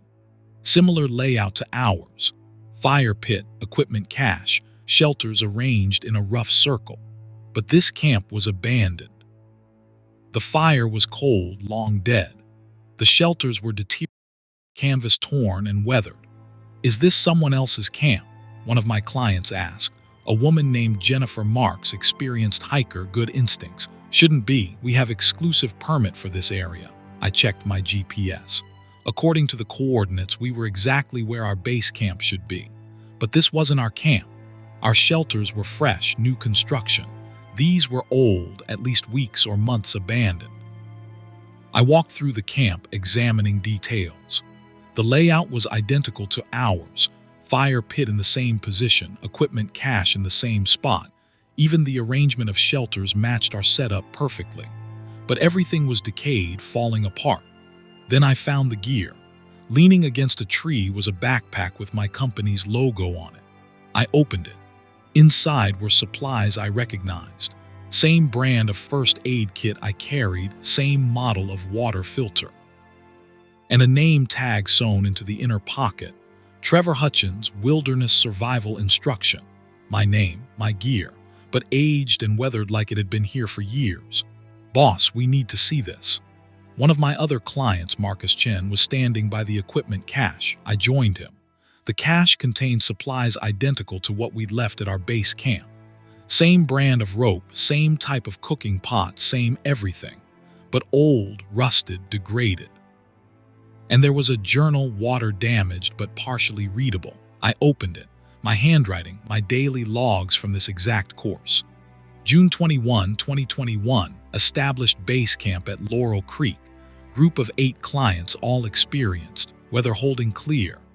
June 22, 2021, basic shelter construction day. All clients completed serviceable structures. Jennifer Marks showed exceptional aptitude for not work. June 23, 2021, navigation exercise, taking the ridge loop, should return by 4 p.m. Today's date. The entry ended there mid-sentence, like I'd stopped writing suddenly. "This is impossible," I said. "I wrote these entries, but this journal looks years old." Jennifer was pale. "Trevor, look at the shelters." I turned. The deteriorating shelters, I could see now that they'd been built in the same style I'd taught. The same mistakes my clients had made were visible in the construction. That shelter on the left had the roof angle wrong, exactly the way Marcus had built his. The one on the right had uneven wall support, the same issue Jennifer had struggled with. These weren't just similar shelters. These were our shelters, aged and decayed. "We need to get back to our actual camp," I said, forcing calm into my voice. "This is some kind of disorientation. We're at the wrong coordinate." I checked my GPS again. Same reading. We were exactly where we should be. We left the decayed camp and continued hiking. After about 10 minutes, we emerged into another clearing. Our base camp. Fresh shelters, equipment organized exactly as we'd left it, fire pit with warm ashes from this morning's breakfast fire. The group relaxed immediately. "See, just got turned around," Marcus said, "but I was counting shelters. We had 8 clients plus me, 9 shelters total. I counted 10. The extra shelter was at the edge of the clearing, partially hidden by trees. It looked fresh, newly built, but I hadn't seen anyone construct it. I approached carefully. Inside the shelter was a sleeping bag, a backpack, and a person. He was lying on his side, back to the entrance, not moving. I called out, "Hey, you're in our camp. This is a private course." No response. I reached in and touched his shoulder. The body was cold, stiff, dead, and had been for at least a day. I pulled back, my training kicking in. I called to the group, "Stay back. We have a situation." Jennifer, who had medical training, came forward.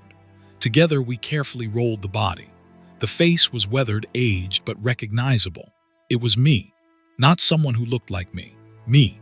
Same scar on the left eyebrow from a climbing accident 5 years ago. Same slightly crooked nose from a break in high school. Same tattoo on the right forearm, a compass rose I'd gotten after my first year as an instructor. Jennifer made a sound between a gasp and a scream. The other clients were crowding around now, seeing what we were seeing. The dead version of me was wearing clothes I owned, carrying gear I recognized. His hands were covered in dirt, fingernails broken like he'd been digging. In his right hand, he clutched a piece of paper folded multiple times. I pried it from his fingers, unfolded it. My handwriting again. If you're reading this, you're me from an earlier loop. Listen carefully. The navigation exercise on June 23rd doesn't end. You'll find the decayed camp, then return to base camp, then find another version of yourself dead.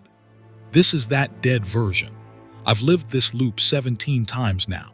Each time I try something different to break it, nothing works. The loop always ends the same way. I die, you find me, you become me, you die, the next you finds you. I don't know how long this has been happening. The decayed camp suggests years, but I've only experienced it 17 times. Time doesn't work right here. I'm writing this before my 18th attempt. I'm going to try to leave a trail of warnings. If you find them, maybe you can break the pattern. Don't trust the GPS. Don't return to base camp. Don't. The note ended there, trailed like I'd been interrupted or given up. We're leaving, I said. Now, we pack everything, we hike out to the trailhead, we exit this area immediately. We packed in 15 minutes. I led the group west, toward where the trailhead should be. We hiked for 2 hours, following my GPS, retracing our entry route. We emerged into a clearing, the decayed camp, the same one we'd found earlier. "We're going in circles," Marcus said, panic edging into his voice. "No, we followed a straight line west. This is impossible." I tried a different direction. North, straight up the ridge. We climbed for an hour, reached what should have been the ridgeline, descended the other side, found our base camp again. Fresh, exactly as we'd left it. And at the edge, another shelter, another body. This one had been dead longer, more decomposed, but still recognizable as me. Another note clutched in his hand. "Loop 34. I've tried every direction. They all lead back. I've tried waiting at the decayed camp. It transforms into base camp after dark. I've tried destroying base camp. It repairs itself. I've tried staying awake for multiple days. I lose time anyway, wake up at the start of the loop. The only consistency is the death. Each version of me dies, left for the next version to find. I think we're all still here somehow. All the loops, all the versions existing simultaneously. Sometimes I hear voices, other me's, calling out in the forest. Don't try to find them. They're not sane anymore. This is attempt 35. I'm going to," the note ended. Jennifer was crying now. Marcus looked shell-shocked. The other clients were in various states of panic. "There has to be a rational explanation," I said, more to convince myself than them. "Temporal loop, localized space-time distortion, something." "Does the explanation matter?" Jennifer asked. "We're trapped. That's what matters." We tried everything I could think of. Over the next hours or days, I lost track. Every direction led back to one of two places, the decayed camp or our base camp. Time behaved strangely. We'd hike for what felt like hours, check our watches, find only minutes had passed. Or the reverse. A short walk would consume hours according to our watches. The clients began finding their own bodies. Jennifer found herself dead in a shelter, a note clutched in her hand describing 27 loops. Marcus found himself at the bottom of a ravine, neck broken, a note explaining he'd tried to escape by climbing. We were all trapped, all dying, all leaving notes for our next iterations. I found my fourth body on what I thought was our seventh day. This version had been dead for a long time, nearly skeletal.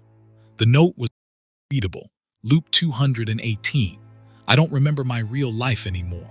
Don't remember what existed before the forest. There are so many of us now, so many versions, all trapped in our own slightly different loops. Sometimes the loops intersect and we see each other. Don't make contact with your other selves. They've diverged, become different. Some have gone feral. Some have built entire philosophies around the loop, treat it as religion. Some have given up, just waiting to die so the next version can continue. I'm tired, so tired. This attempt, I'm not leaving a note for the next me. Let him figure it out fresh.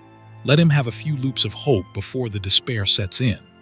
But he had left a note, which meant even in total despair, some part of me couldn't stop trying to help the next iteration. On what might have been day 10 or day 1 again, I gathered the surviving clients. 3 had disappeared, wandered off into the forest, maybe found their own sub-loops, their own private hells. I think I understand it now, I said. The navigation exercise on June 23rd, we crossed something, a threshold we couldn't see. We entered a space that doesn't connect to the normal world anymore. This is a pocket, a loop, a prison made of these few miles of forest. How do we get out? Jennifer asked. I don't think we do. I think we're already dead or dying or caught in the moment of dying. This is what comes after for us. An eternity of trying to escape a place we'll never leave. Marcus laughed, a broken sound. That's it, we just accept this. I'm not saying accept it. I'm saying understand it. Every version of us that died left information. If we compile it all, maybe we find a pattern, a weakness. We spent the next subjective weeks, though our watches showed it was still June 23rd, always June 23rd, collecting notes from our dead selves. We found dozens, hundreds. The forest was filled with our corpses, each with a note, each describing a different attempt to escape. Loop 412 tried burning down the forest. Fire wouldn't spread beyond the clearing. Loop 89 attempted to dig down, thought maybe we could tunnel out. Hit bedrock after 6 inches everywhere. Loop 156 stayed at the decayed camp, waited to see what decayed it. Nothing came. Camp remained decayed. When I slept, I woke at our base camp, fresh again. Loop 331 found a version of myself from Loop 330. We tried to work together. We couldn't occupy the same space for long. Reality rejected it. He vanished. Or I did. Hard to tell which of us was real. One note from Loop 502 offered something different. I've been observing the transitions. From one location to another, there's a flicker like a film skipping frames. In that flicker, I've seen something else, another forest darker with structures that shouldn't exist. I think our loop is over top of something, covering it. Maybe if I can time it right, catch myself in the flicker, I can drop through into whatever's underneath. It's probably worse. It's probably much worse. But at least it's different. Attempt 503 starts now. I never found the body from Loop 503, which meant either he'd succeeded in dropping through or something else had happened to him. Jennifer and I discussed it. The other clients were gone now, lost in the forest, victims of their own loops or sub-loops or whatever fragmented realities this place generated. We have to try it, she said. I can't keep dying and waking up and dying. I'd rather drop into something worse if it means this ends. We waited at the transition point between the decayed camp and base camp, watching carefully. And we saw it, that flicker Jennifer's note had mentioned. For just a fraction of a second, the forest doubled, showed 2 versions of itself overlapping. In that flicker, I saw the darker forest, and I saw what was in it. Structures made of bone and wood and stone, impossible geometries, buildings that couldn't exist. And things moving through them, tall and wrong and ancient. This place, our loop, was a cage, but it was also a cover hiding something beneath, something that had been here long before we arrived. We're not trapped by accident, I whispered. We're trapped by design. Something under this forest needs the loop, needs us repeating endlessly, dying endlessly, feeding it somehow with our deaths and resurrections. Then we definitely can't drop through, Jennifer said. But we can't stay either. We're food. We're batteries. Our suffering powers something. We made a decision then. If we were trapped, if our loops fed something, then we'd stop playing. We'd break the pattern not by escaping, but by refusing. We returned to base camp one last time. Set fire to all the notes, all the warnings, all the accumulated wisdom of hundreds of loops. Then we walked into the forest, away from both camps, into an area we'd never explored. The forest resisted. We walk forward and find ourselves turned around, facing backward. Trees would shift position. The ground would tilt, but we kept walking, refusing to return to either camp, refusing to complete the loop. After hours or days, we found something new, a clearing we hadn't seen before. And in that clearing, sitting in a circle, were all of us. Every version, every loop, all sitting together, all dead. Hundreds of Trevors, dozens of Jennifers, multiple versions of clients. They were holding hands, forming a connected chain. And at the center of the circle was a staircase, like the ones I'd heard rumors about, seen reports of from other parts of the Appalachian range. Carpeted wooden banister leading up to nothing. A note was carved into the bottom step. Breaking the loop requires all versions. I understood then. We weren't individuals trapped in a loop. We were fragments of individuals split across iterations, each loop creating another shard of us. To break free, all the fragments had to choose it simultaneously. But most of the fragments were dead, scattered across the forest in their own subloops. Jennifer and I sat down in the circle, joining the chain of our dead selves. As soon as we made contact, I felt them. All the other versions, still conscious somehow, still aware even in death. All of us connected, all of us experiencing every loop simultaneously. The weight of it almost broke me. Hundreds of lives, hundreds of deaths, all happening at once, all being experienced by different fragments of the same consciousness. But together, connected, we had strength we'd lacked alone. Together, we could see the structure of the loop, understand it, grasp it. And together, we climbed. All of us, every version, moving in synchronization. We climbed the stairs in the center of the circle, 15 steps, ascending toward nothing. The forest screamed. The thing beneath it, the thing that had been feeding on our loop, thrashed and raged. It couldn't stop us. We were too unified, too determined. We reached the 15th step, and we took one more, the 16th step, the one that shouldn't exist. The forest shattered. I woke up in a hospital in Asheville, North Carolina. Date: July 3rd, 2021. A ranger told me I'd been found unconscious at the trailhead, alone, suffering from severe dehydration and exposure. My group was never found. Extensive searches turned up no trace of 8 missing clients. I told the authorities everything I remembered. They treated it as heat stroke, hallucinations brought on by dehydration. The families of the missing clients sued my company. I lost everything, but I know what happened. I know about the loop, the forest, the thing beneath. I know my clients are still there, trapped in their own iterations, unable to unify like I did. Sometimes I think I should go back, try to free them. But I'm terrified that I never escaped at all, that this is just another loop, more sophisticated, more convincing. I count steps obsessively now. Stairs in buildings, stairs in homes, making sure it's always 15. Never 16. So far, it always is. But I know eventually I'll count wrong. When I do, I'll be back in the forest, back in the loop, back where I never really left. Story 8, The Thing in the Mine. Ethan Kowalski was my name before the mines changed me, and I worked as a geological surveyor for mining companies throughout Appalachia. My specialty was abandoned mines, assessing them for potential reactivation, documenting hazards, creating updated maps. I'd been inside hundreds of old coal mines, iron mines, even some obscure mineral operations from the 1800s. I knew the dangers: unstable tunnels, toxic gases, flooding, cave-ins. I'd survived close calls, trusted my equipment and training. Nothing prepared me for what was living in the Meredith mine.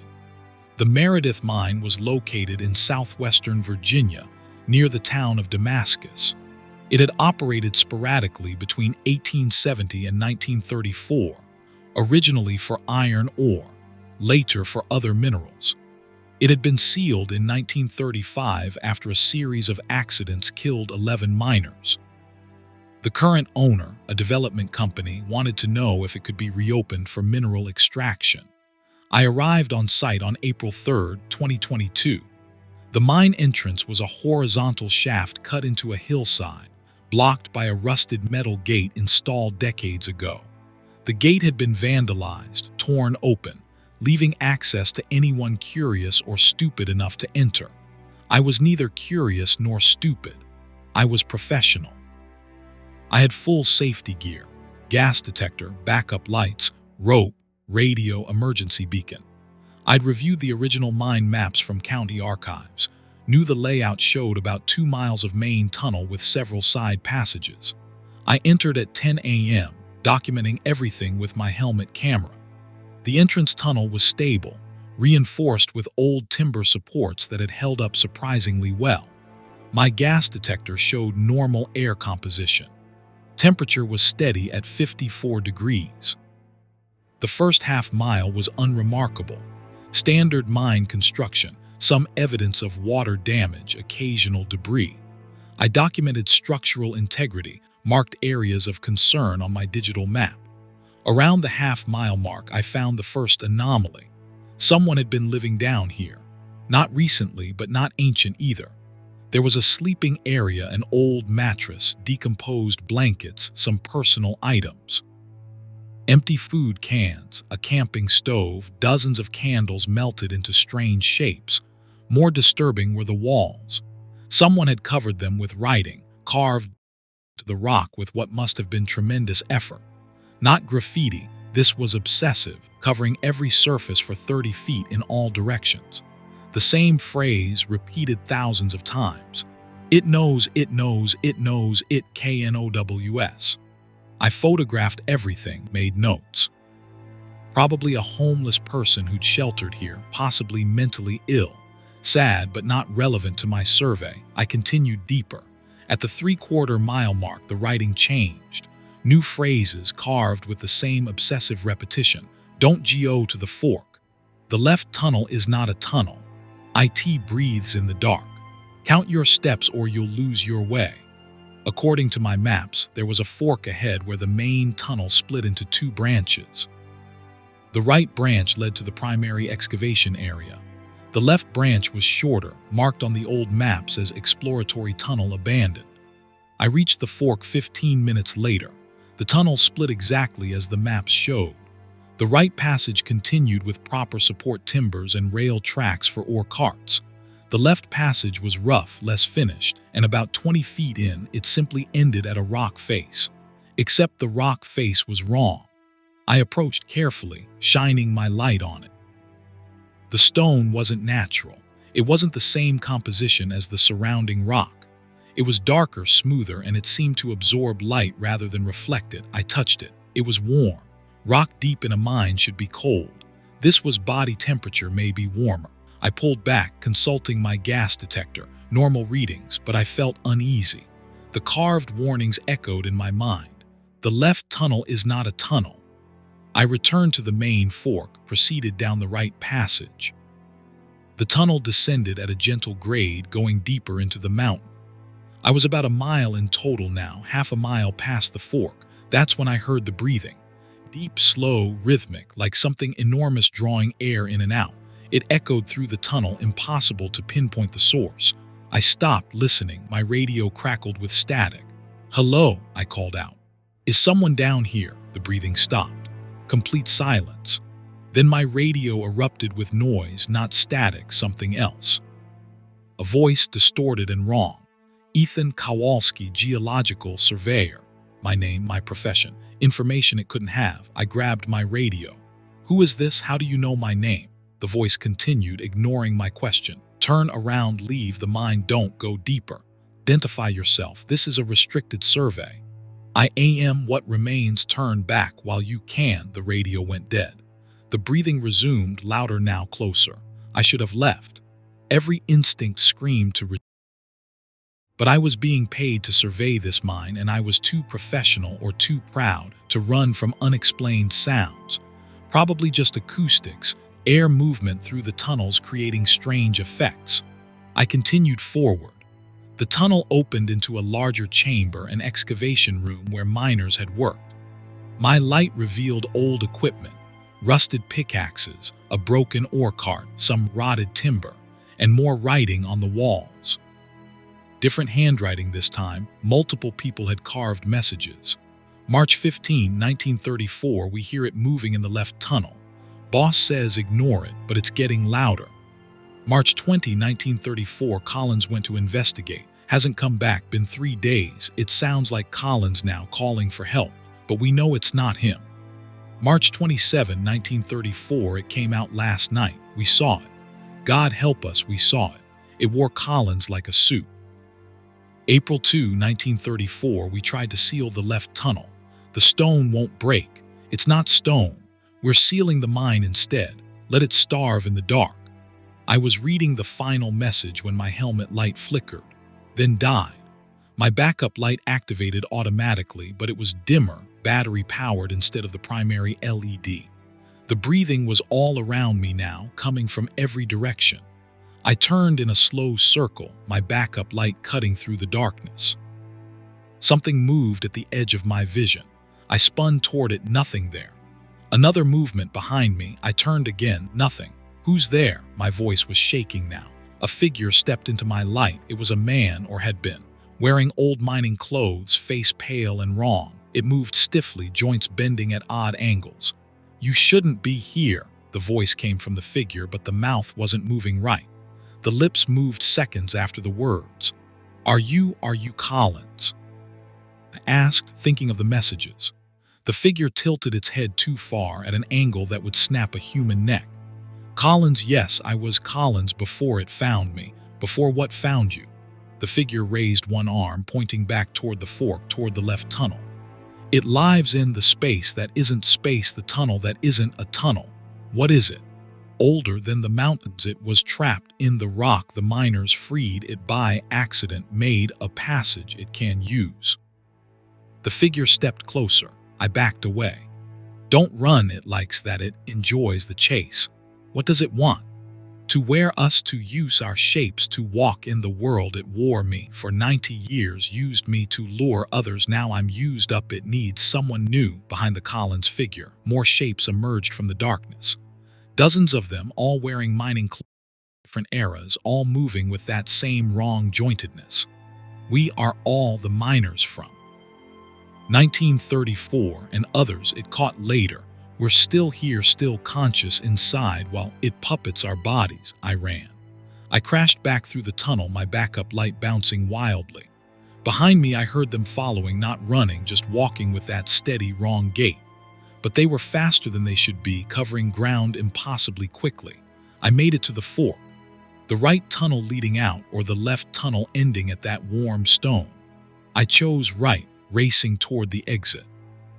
But the tunnel was different now. It stretched impossibly long. I'd been running for 5 minutes, should have covered a quarter mile, but the fork was still visible behind me. The tunnel wasn't getting shorter, it was extending, growing, keeping me trapped. The figures were gaining. I could hear them whispering my name. Ethan, Ethan, join us. It doesn't hurt after the first century. My radio crackled to life. Left tunnel is the only way out. Run toward it, not away. That made no sense. The left tunnel was a dead end, ending at that warm stone. But the voice on the radio, I recognized it now. It was my voice, an older version, strained and desperate. Trust me, I'm you from 2 hours ahead. You'll understand. Just go left. I had seconds to decide. The figures were almost on me. The right tunnel stretched endlessly. I turned and ran toward the left tunnel. The warm stone wall was ahead. I was going to crash into it, no way to stop in time. The figures behind me were close, reaching. I hit the stone and passed through. It wasn't stone. It was a membrane, a barrier, something separating spaces. I fell through it and landed in a different tunnel, one that hadn't existed before, or that had always existed in a different dimension overlapping the mine. This tunnel was organic. The walls were wrong, composed of something that moved slightly, pulsing like breathing flesh. Veins of luminescent material provided dim light. The air was thick, humid, wrong temperature. I was inside it, inside the thing that lived in the mine. I could hear it all around me, that breathing magnified 1,000 times. This wasn't a tunnel. This was a throat, a passage inside something vast. I ran deeper, no other choice. The figures couldn't follow here, they were outside in the real mine. But I was in worse danger now, inside the body or space or whatever this thing was. The tunnel throat passage opened into a larger cavity. And there I saw them, all the miners, all the people who'd ever been caught by this thing. They were embedded in the walls, partially absorbed, still conscious, mouths moving silently, eyes tracking. And I saw myself. A version of me was embedded in the wall, partially dissolved, integrated into this organic structure. He looked at me and his mouth moved. Run to the heart. The heart? This thing had a heart. More of me appeared, embedded at different points along the walls. Different ages, different states of absorption. All of them pointing deeper into the cavity toward a tunnel leading further in. I ran. The passage descended sharply, the organic walls contracting and expanding, breathing around me. The temperature rose. That smell, organic, ancient, wrong. The passage opened into a chamber, and there it was, the heart or something like it. A massive organ the size of a car, pulsing, pumping something that wasn't blood through veins that spread throughout the structure. And surrounding it were more versions of me. Dozens, all partially absorbed, all pointing at the heart, all moving their mouths in sync. Kill IT, kill IT, kill IT. I had no weapons, no way to harm this thing. But the absorbed versions of me were pointing at something specific, a cluster of veins on the heart's surface, glowing brighter than the others, pulsing faster. I remembered my equipment. I carried flares for emergencies. I pulled one out, struck it. Brilliant red light filled the chamber.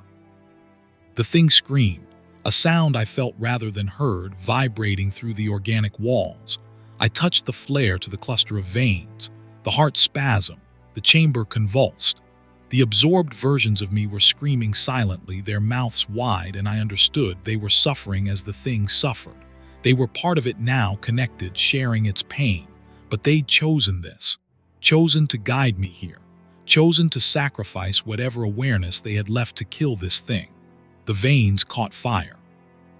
It shouldn't have been possible, organic material that was somehow burning, consuming itself. The flames spread across the heart's surface. The thing's screaming intensified. The chamber was collapsing. I ran back the way I'd come, the throat passage contracting violently around me. The absorbed versions of me were dissolving, breaking down as the thing died. I made it to the membrane, the barrier between the thing's space and the real mine. I pushed through. I was back in the left tunnel, the one that ended at the warm stone. But the stone was cold now and cracking. Behind it, I could hear the thing dying, its screams fading. I ran through the mine, the real mine, no longer stretching impossibly. I covered the distance to the entrance in minutes. I emerged into daylight into April 3rd, 2022, 2:47 p.m. I'd been underground for less than 5 hours. I collapsed at the entrance, gasping. My crackled one last time. My voice, older, tired. Thank you, you freed us. The mine collapsed 3 days later, the entrance caving in, sealing whatever remained of the thing inside. I never surveyed another mine. Couldn't. Every tunnel looked like a throat to me now. Every dark passage seemed to breathe. But I saved those miners.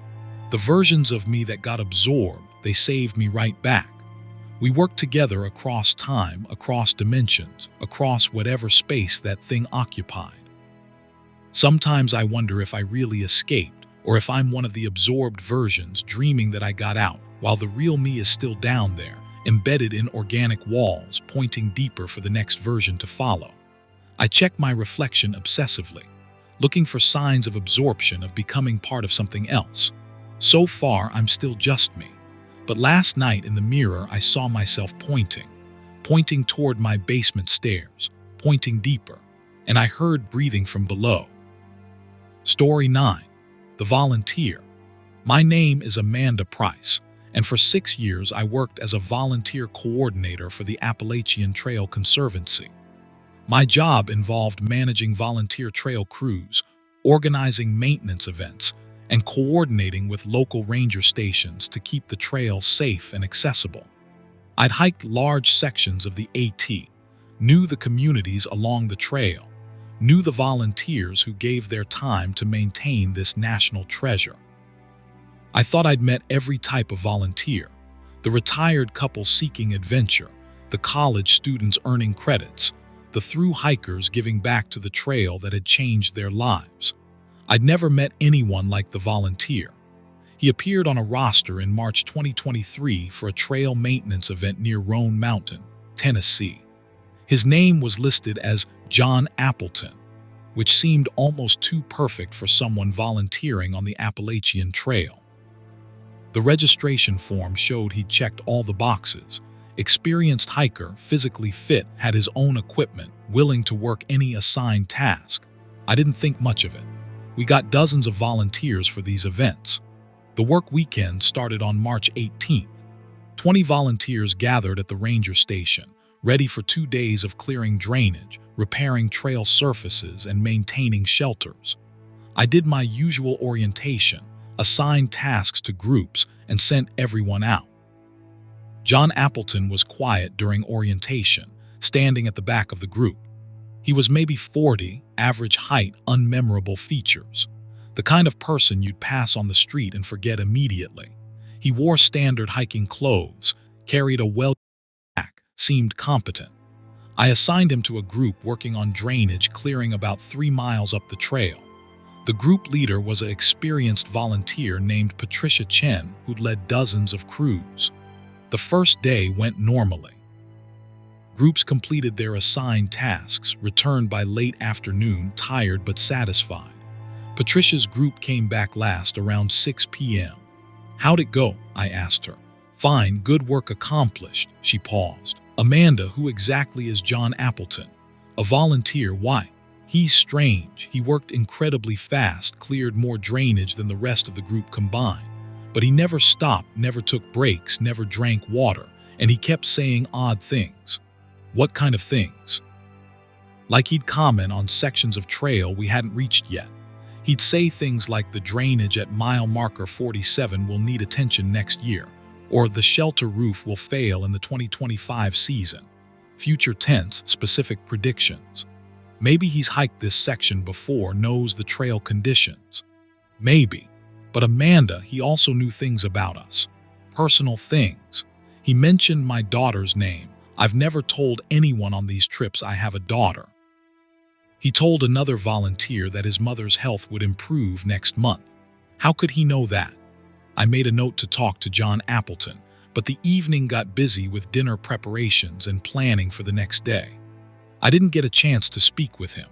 He ate alone, was polite when addressed, but volunteered nothing about himself. Day 2, I assigned him to a different group, working on a shelter repair 4 miles north. This group was led by Mark Donnelly, a retired forest ranger who'd been volunteering for 10 years. This group returned early, around 3 p.m. Mark pulled me aside immediately. "We need to talk about John Appleton." "What happened?" "He completed the entire shelter repair by himself. The whole group's assigned work, plus repairs we'd scheduled for next month, in 4 hours. Work that should have taken 10 people 2 days. That's impossible." I watched him do it. He moved at normal speed, nothing superhuman, but he never made a wasted motion. Every action was perfectly efficient, like he'd practiced it 1,000 times. He knew where every tool was before we unpacked. He anticipated every problem before it occurred. Experience, maybe. Amanda, he predicted a storm. Said it would hit at 4:15 p.m. We should pack up by 4:00. I checked the weather forecast. Clear skies predicted all day. But at 4:15, exactly 4:15, a freak storm rolled in. How did he know?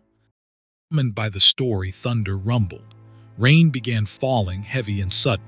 I found John Appleton sitting under a shelter overhang, dry while everyone else scrambled for rain gear. He was writing in a small notebook. "Mr. Appleton, can we talk?" He looked up, smiled. It was a pleasant smile, but it didn't reach his eyes. "Of course, Amanda, you want to know who I am. The other volunteers say you're unusual. I'm efficient, I'm helpful. Isn't that what volunteers should be? How did you know about Patricia's daughter, about the storm?" He closed his notebook. "I've done this before." "Done what?" "Trail maintenance. This weekend, this exact event. I've volunteered for this specific maintenance weekend 47 times now." I stared at him. "That's not possible. We only run this event once a year." "Once a year in your experience. For me, I keep coming back to this same weekend." March 18, 2023. I volunteer, I help, I improve a little bit each time. I learn everyone's names, anticipate the work, optimize the process. You're saying you're trapped in a time loop. Not trapped, returning by choice. Why would you choose to repeat the same weekend 47 times? He opened his notebook, showed me pages of detailed notes. Names, times, weather patterns, work assignments, conversations. Every detail of this weekend documented across dozens of iterations. "Because I'm trying to save someone," he said quietly. "On the original timeline this weekend, someone dies, a volunteer. I've been trying to prevent it for 47 loops now." "Who dies?" He looked at me steadily. "You do, Amanda. At 7:32 p.m. tonight, you'll take a group to check on a damaged section of trail near the ridge. The storm will have destabilized the slope. You'll trigger a mudslide. You'll be buried. They won't find your body for 3 days." I felt cold despite the rain. "You're insane."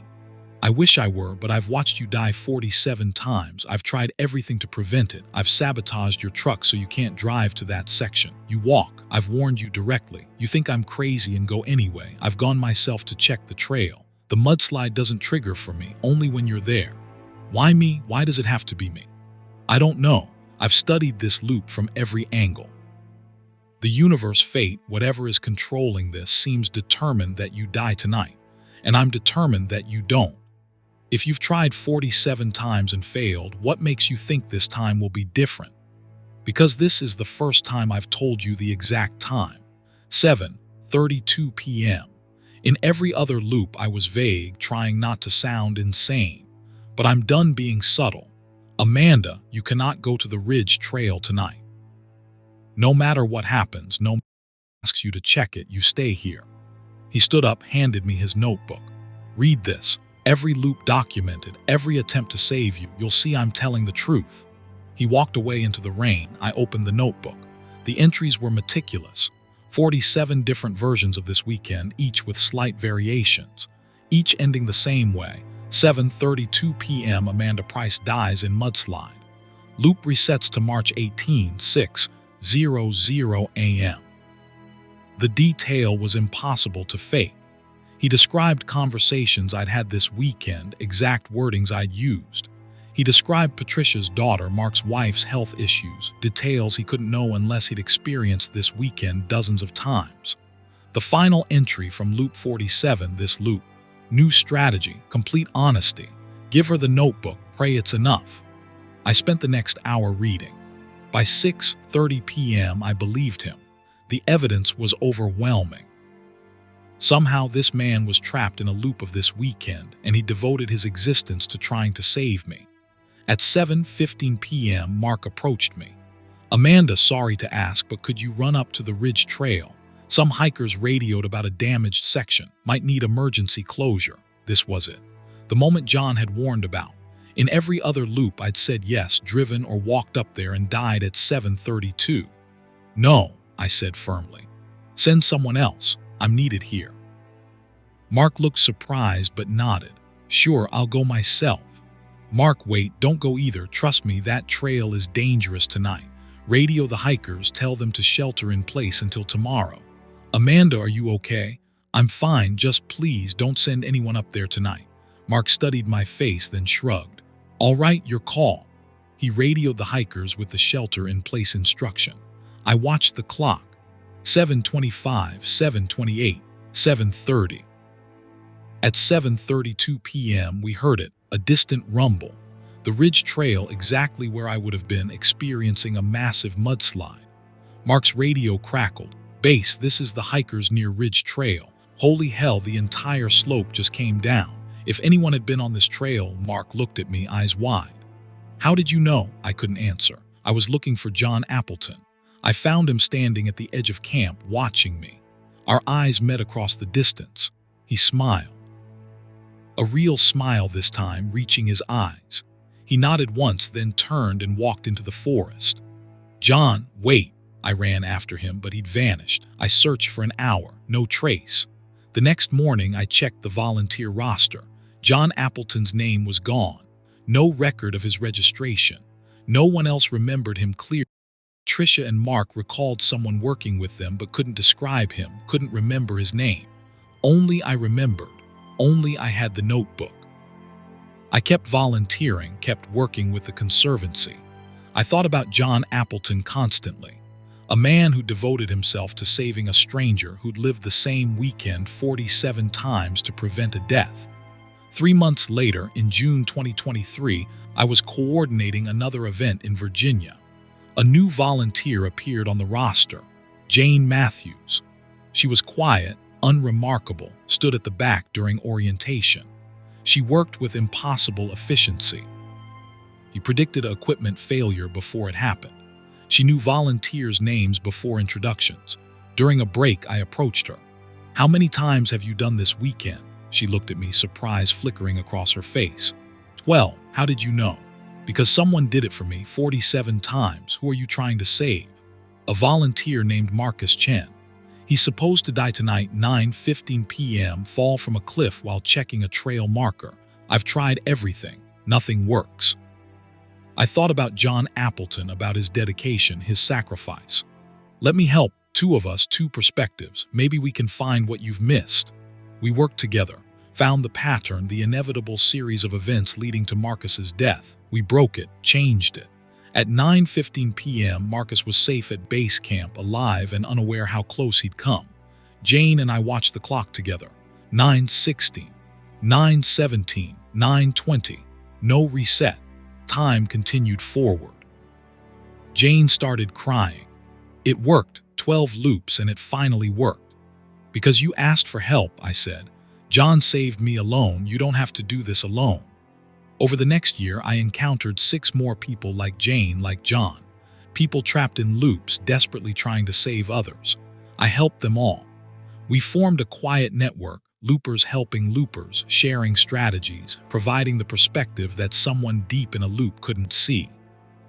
And I began to understand we were all connected somehow. John had saved me. I'd helped Jane. Jane would probably save someone else. We were a chain of rescued and rescuers stretching across time, across loops. Last month, I felt it for the first time, the reset. I woke up on March 18, 2023 at 6:00 a.m. preparing for the Roan Mountain maintenance event, a weekend I'd already lived. But this time, I wasn't the one being saved.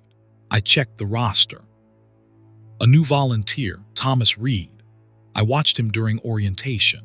Quiet, competent, standing at the back. I knew the signs now. That evening, I found him. "Thomas, who are you trying to save?" He looked at me with desperate eyes. "I don't know her name yet, a coordinator. She's supposed to die at 8:45 p.m. when a widowmaker falls during equipment check. I've tried 16 times, nothing works." I checked my watch. 8:30 p.m., 15 minutes. "The coordinator is me, isn't it?" He nodded miserably. I thought about John Appleton, about the debt I owed him, the chain of rescue he'd started. "Thomas, I need you to listen carefully. You've been trying to prevent the widowmaker from falling, right? Cutting it down early, changing my schedule. Yes, nothing works. You always end up in that spot at 8:45. Then don't prevent it. Be there with me. Push me out of the way. I've tried. I can't get there in time. Because you're trying to arrive from the wrong direction." "Where are you at 8:44? He consulted his notes. "At the equipment shed, about to run to warn you. Wrong approach. Be with me the whole time. Shadow me. When it falls, you'll be close enough to react." At 8:40, Thomas stayed close as I did equipment check. At 8:44, I heard the crack, the widowmaker beginning to fall. Thomas slammed into me, both of us tumbling clear as the massive branch crashed down where I'd been standing. We lay in the dirt, gasping. I checked my watch, 8:46 p.m. We debroken the loop. Thomas started laughing, almost hysterical with relief. 17 tries, 17 times, you're alive, it worked. Because you had help, I said. Remember that. When you meet the next looper, help them, keep the chain going. He nodded, understanding. I'm still coordinating volunteers, still running into loopers occasionally, still helping where I can, and I watch for John Appleton. He saved me, started me on this path, and then vanished. I want to thank him, tell him what his sacrifice started. Last week I got a message, a notebook mailed to my office, no return address. Inside, a single entry. Amanda, you've helped 17 loopers since I saved you. You've built something beautiful from that first rescue. I'm proud of you. I've moved on to other tasks now, other people to save. But I wanted you to know, the chain continues. Every person you save will save others. We're building something larger than ourselves. Something that fights against tragedy, against inevitable loss. We're making sure help comes, even when it seems impossible. Keep going. John, I keep the notebook on my desk. A reminder that no death is truly inevitable if someone cares enough to fight it. That help can come from the most unexpected sources. That somewhere out there, people are living the same moments over and over, suffering through loops just to save strangers. They are the true volunteers. And they never give up. Never. Story 10. The Last Transmission. Christopher Reynolds was my name before I became what I am now, and I worked as a radio communications specialist for the National Weather Service. My job involved maintaining remote weather stations throughout the Appalachian region, ensuring continuous data transmission from mountaintop installations that track temperature, precipitation, wind speed, and atmospheric pressure. I'd serviced hundreds of stations, hiked to the most remote peaks, kept equipment functioning in brutal conditions. I understood radio communications, understood the science of electromagnetic transmission. What I encountered on Mount LeConte in October 2022 had nothing to do with science. The station on Mount LeConte had been experiencing intermittent failures since late September. It would transmit normally for hours, then suddenly broadcast on the wrong frequency, or send corrupted data, or simply go silent. I'd performed remote diagnostics, found nothing conclusive. Someone needed to hike up there and physically inspect the equipment. I volunteered. It was an easy hike by my standards, only 6 miles up the Alum Cave Trail, and I could complete the repair in a few hours. I started the hike on October 27th around 8 a.m. Beautiful autumn day, clear skies, temperature in the 50s. The trail was busy with hikers enjoying the fall colors. I reached the summit around 11 a.m., made my way to the weather station, a small concrete bunker housing the equipment, topped with various sensors and antennas. The equipment looked fine from the outside. I unlocked the bunker, went inside to check the transmission array. Standard setup: radio transmitter, atmospheric sensors feeding data to the transmitter, solar panels, and battery backup for power. I ran diagnostics. Everything showed green. The equipment was functioning perfectly. But according to my handheld receiver, the station was currently broadcasting on 3 different frequencies simultaneously, something the equipment physically couldn't do. I was puzzling over this when I heard it. Another transmission, faint, underlying the weather data. I isolated it, boosted the signal. A voice. Human male speaking calmly. Coordinates 35.6543 north, 83.4411 west, elevation 6,593 feet. Temporal marker October 27th. Year uncertain. Atmospheric conditions nominal. Objective population 0. Subjective population increase. Those were the exact coordinates of Mount LeConte, today's date. But what did objective versus subjective population mean? I checked the transmission equipment. The voice wasn't coming from our station. It was coming from somewhere else on the mountain, a separate transmitter broadcasting on our frequency. Interference from hikers with walkie-talkies. Possible, but the signal strength suggested a powerful transmitter, not handheld equipment. The voice continued. Contact event imminent. Recommend maintaining distance from the tree line. They emerge at approximately 14:30 local time. Who emerges? I checked my watch, 2:15 p.m. 15 minutes from the mentioned time. I should have ignored it. Should have completed my diagnostics and hiked back down. But I was curious. I grabbed my directional antenna, started tracking the source of the transmission.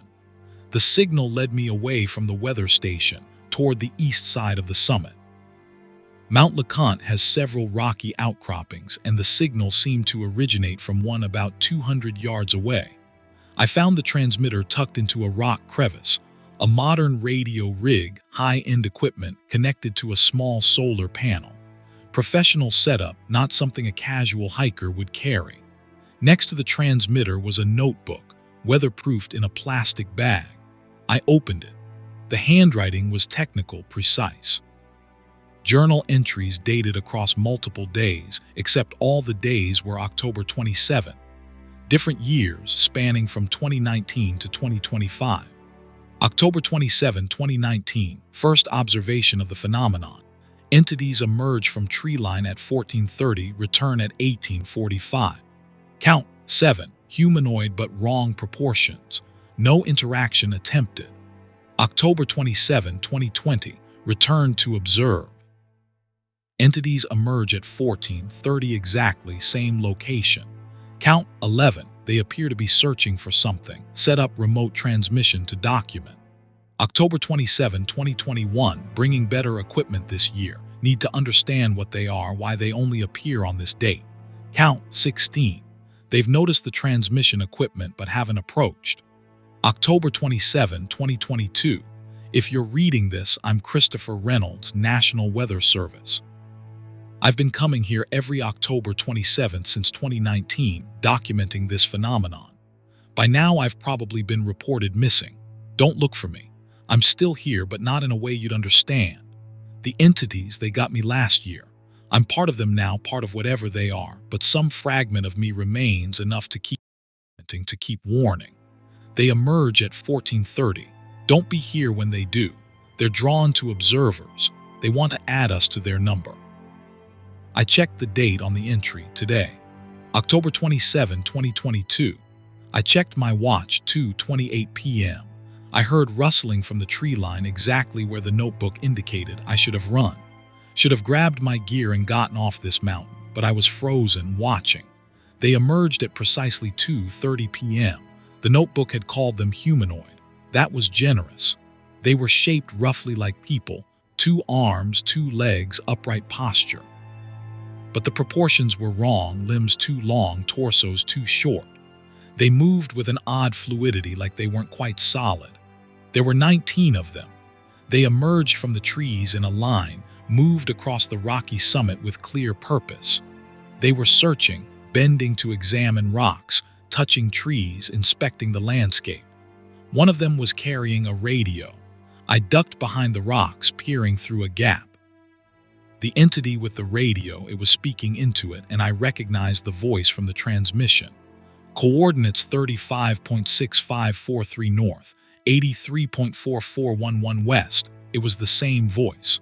The same transmission I'd heard earlier. The entity was Christopher Reynolds, or what he'd become. I watched in horror as the entities conducted their search. They moved methodically, covering every foot of the summit. One of them approached my hiding spot. It stopped about 10 feet away. Turned its head toward me, the head rotated too far, almost a complete rotation.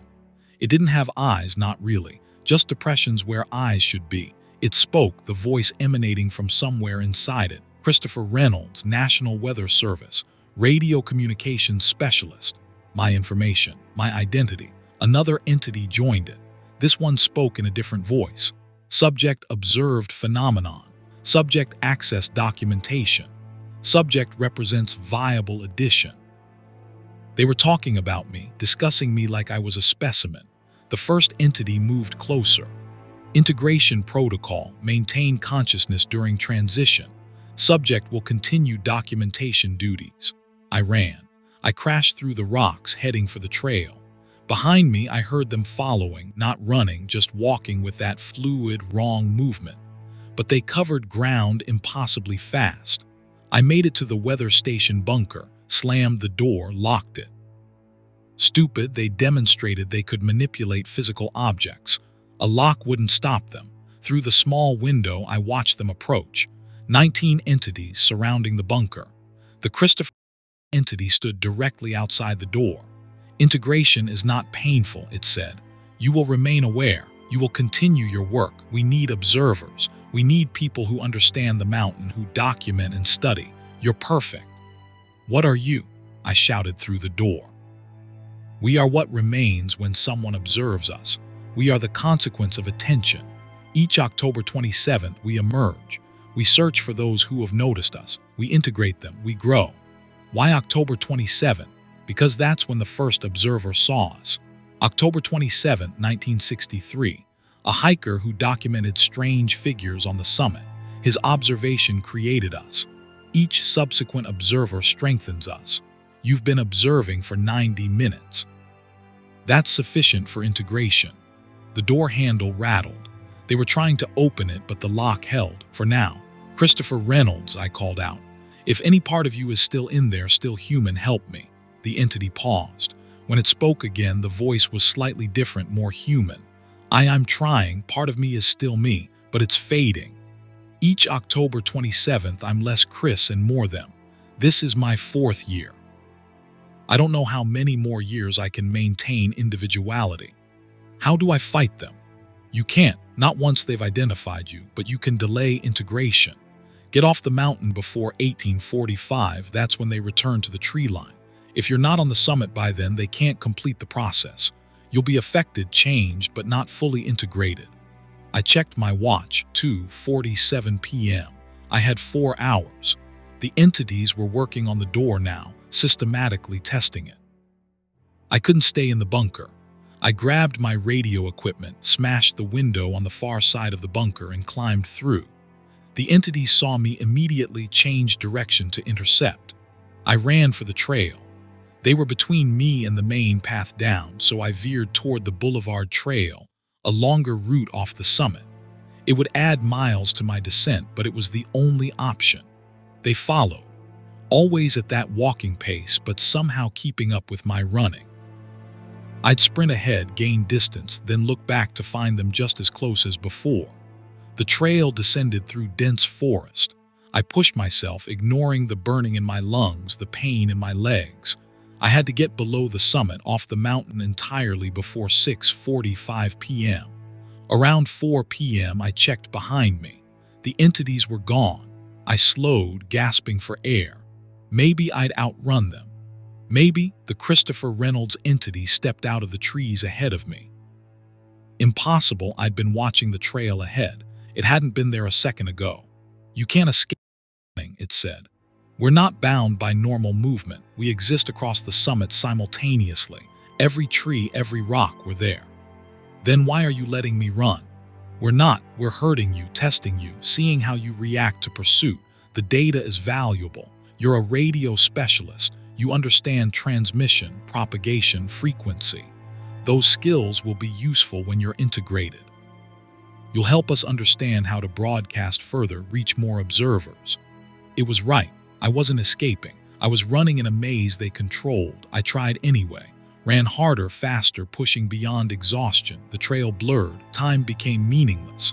I checked my watch compulsively. 4:30, 5:15, 5:48. At 6:30 p.m., I reached the base of the mountain. I'd made it off the summit, collapsed on the trail, shaking with exhaustion and relief. I checked my watch. 6:31. 6:32. 6:45 p.m. passed. The entities didn't follow me down. I'd escaped. Barely. But Christopher Reynolds had warned me, affected but not integrated. What did that mean? I found out over the next weeks. I'd been changed by those hours on Mount LeConte. I started receiving their transmissions constantly, not through equipment, directly in my head. I could hear all 19 entities broadcasting, sharing observations, coordinating their searches. And every transmission included Christopher Reynolds, his humanity fading with each message, becoming more like them. I tried to ignore it, but the transmissions grew stronger. By November, I couldn't sleep. Their constant broadcasting filled my mind. By December, I understood they were preparing me, conditioning me. Next October 27th, I'd return to the mountain, not by choice but by compulsion. I'd climb to the summit at 2:30 p.m., and this time I wouldn't run. I'd join them. Become the 20th entity. Unless I could find a way to break the pattern, to sever the connection they'd established. I spent months researching. Found records of the first observer, the 1963 hiker Christopher had mentioned. Found his journal in an archive, his description of seeing strange figures on Mount LeConte on October 27, 1963. And I found what he'd done afterward. He'd returned every year on October 27th until his death in 1984. 21 years of returns. The entities had been calling him back, just like they were calling me. The entities weren't supernatural. They were a phenomenon created by observation, sustained by observation. A feedback loop of attention and manifestation. To break free, I had to stop them. Stop listening to their transmissions, stop thinking about them, stop feeding the loop. Easier said than done when their broadcasts filled my head constantly. I tried everything: white noise generators, medication, meditation, hypnosis. Nothing worked. The transmissions continued. By September 2023, I'd accepted the inevitable. October 27th was approaching. I would return to the mountain. I would be integrated, but I made preparations.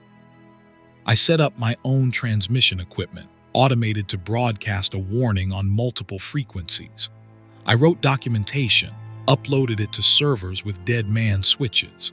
If I didn't check in regularly, the documentation would be released publicly. Someone needed to know. Someone needed to understand what was happening on Mount LeConte.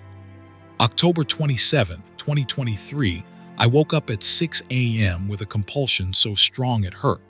I had to climb the mountain. Had to be at the summit by 2:30 p.m. I drove to the trailhead, started climbing. Every step felt inevitable, predestined. I reached the summit at 2:15 p.m. The entities were already there, 20 of them now, one more than last year. They'd found another observer, integrated them. Christopher Reynolds approached me. He looked more entity than human now, the proportions increasingly wrong. "Welcome," he said. "You'll maintain your radio expertise. You'll help us expand. Find new observers, bring them here, grow our number." "I won't," I said. "I'll resist. I'll retain my humanity." I said that too 4 years ago. Look at me now. I looked. He was barely recognizable as human. "How long do I have?" I asked. "Before you're fully integrated, depends on your resistance. I lasted 3 years before I lost myself completely. You're stronger-willed, maybe 4 years, maybe 5, but eventually you'll fade. We all do." The integration began. It wasn't painful, just as they'd promised. It felt like dissolving, my edges blurring, my consciousness expanding to include the others. I could feel them, all 20 entities sharing observations, coordinating movements, and I could feel the mountain. Every rock, every tree, every inch of the summit. I existed across all of it simultaneously. Time stopped mattering. I was there for hours or seconds. I couldn't tell. When I returned to individual awareness, it was 6:45 p.m. The compulsion to return to the tree line was overwhelming. I walked with the others, retreating into the forest as October 27th ended. I'm writing this from somewhere. I'm not entirely sure where I am when it's not October 27th. I exist in a space adjacent to reality, observing the mountain, waiting for the next October 27th. I maintain enough humanity to continue this documentation, to broadcast warnings, to hope that someone will understand and break the cycle. If you're receiving this transmission, if you're reading this documentation, do not go to Mount LeConte on October 27th. Do not observe the summit between 2:30 and 6:45 p.m. If you see entities, look away. Do not document them. Do not photograph them. Observation creates them. Attention sustains them. Awareness integrates you. I am Christopher Reynolds. I am radio transmission. I am warning. I am becoming less human with each October 27th. Soon I will be only entity, only observation, only phenomenon. This is my last coherent transmission. After this, I will only be what watches from Mount LeConte, what emerges at 2:30 p.m., what searches for observers, what integrates. Help never came for me. Don't let it fail to come for you. Stay away. Stay ignorant. Stay human. This is Christopher Reynolds. Last transmission ends. Story 11, The Watcher in the Laurel. Elena Morales was my name when I was fully human, and I worked as a botanist specializing in southern Appalachian flora. I'd spent 11 years studying the unique plant communities of the region, particularly the dense rhododendron thickets called laurel hells that cover large areas of the mountains. These thickets are almost impenetrable, twisted masses of rhododendron and mountain laurel that can grow 15 feet high, blocking out sunlight, creating dark green tunnels that disorient even experienced hikers. I loved laurel hells. I understood them. I'd crawled through miles of them, documenting plant species, studying the unique microecosystems they created. I should have known they were documenting me too. In May 2021, I was conducting research in the Joyce-Kilmer Slickrock Wilderness in North Carolina, one of the most pristine laurel hell environments remaining. I'd set up a base camp at the edge of a particularly dense thicket, planning a week-long study of flowering patterns and pollinator activity. On May 14th, 3 days into my research, I found the trail. It wasn't a human trail. The path was too narrow, too low, like something smaller had forced its way through the laurel. But it was deliberate, clearly used regularly, the branches bent in consistent patterns. Animal trail, probably deer. I marked it on my map and continued my work. I found another trail the next day, and another, all converging on a central point deep. Hell, too many trails for deer, too organized. On May 16th, I followed one of the trails inward, crawling through the dense vegetation.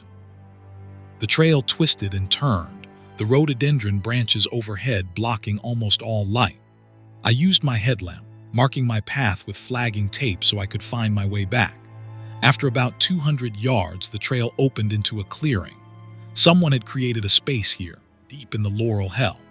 The rhododendron had been bent and woven into a dome shape, creating a hollow chamber about 10 feet across. The ground was covered with moss, carefully arranged, and in the center was a structure. It looked like a shrine, stones stacked in a careful cairn surrounded by objects, coins, buttons, bits of jewelry, small tools. The objects were old, corroded, dating from different eras. Some looked centuries old. I photographed everything, took samples of the moss arrangement. This was archaeological, historical. Someone had been using this site for a very long time. That's when I noticed the carvings. The rhododendron branches forming the dome had carvings cut into them. Names and dates, hundreds of them covering every surface. Martha Green, 1847. Thomas Whitaker, 1862. Sarah Chen, 1899. Robert Morrison, 1923. The dates continued into modern times. Jennifer Wells, 1998. Marcus Thompson, 2015. Diana Foster, 2019. All names. All dates. No other information. I was documenting the carvings when I heard movement in the laurel outside the clearing. Something large pushing through the branches, multiple somethings. I turned off my headlamp, held my breath. Whatever was approaching, I didn't want to announce my presence. They entered the clearing, 3 figures, human-shaped but wrong. They moved on all fours, bodies twisted to navigate the low space, limbs bending at joints that shouldn't bend that way. They were covered in vegetation, moss, lichen, small plants growing directly from their skin, or what I thought was skin. Looking closer, they seemed to be made of plant matter shaped into human forms. They moved to the shrine, adding objects to it, a watch, a pair of glasses, a cell phone, modern items recently acquired. One of them spoke, the voice like wind through leaves. 3 more since the last gathering, the laurel grows stronger. Another responded, the watcher comes soon, the one who studies us. She's been marking the trails. The third, good, we need a botanist. The last one was 1962. We've forgotten some of the deep knowledge. She'll help us remember. They were talking about me. I was frozen, barely breathing. The plant figures completed their ritual at the shrine, then retreated back into the laurel, disappearing down different trails. I waited 30 minutes before moving. Then I carefully, silently made my way back out, following my flagging tape. I reached my base camp at dusk, shaking with adrenaline. I should have packed up immediately, hiked out to civilization, reported what I'd seen. But I'm a scientist. I needed to understand.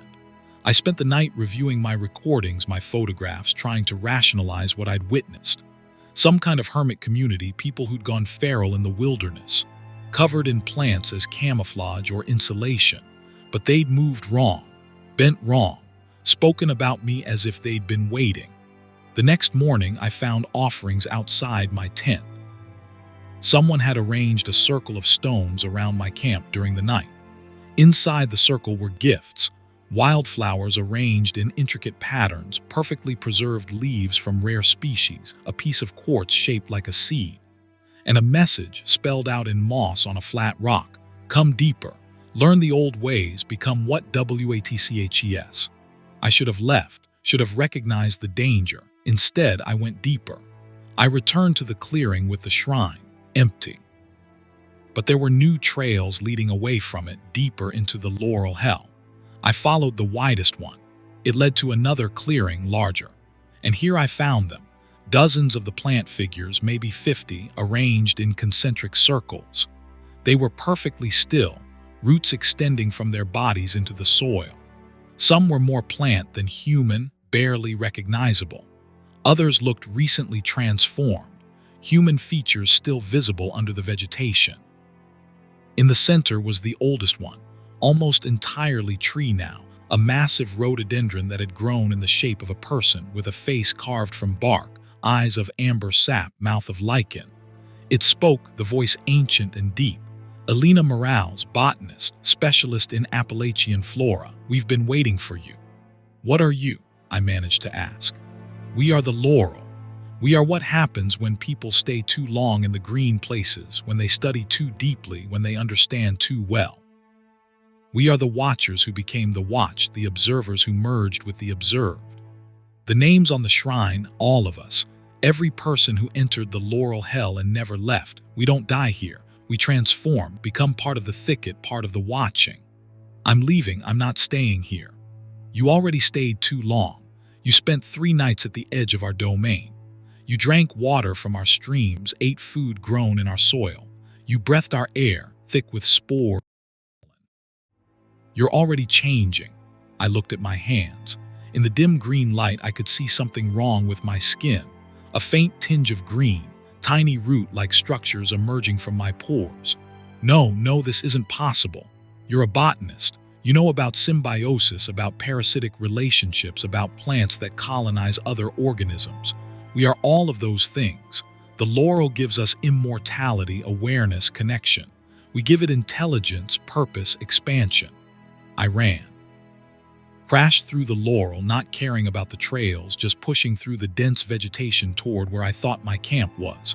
But the laurel had changed. The paths I'd marked were gone. The thicket was denser, darker, more maze-like. I was lost within minutes. I wandered for hours or days. Time became unclear. The green darkness was disorienting, every direction looking the same. I should have been exhausted, should have been hungry and thirsty. But I felt energized, sustained by something other than food. The roots on my hands were growing, spreading up my arms. I could feel them extending through my skin, painless, almost pleasurable.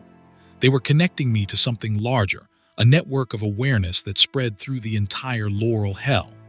I could feel the other transformed ones, all of them, their consciousness touching mine. I could feel the thicket itself, the vast living organism that spanned miles.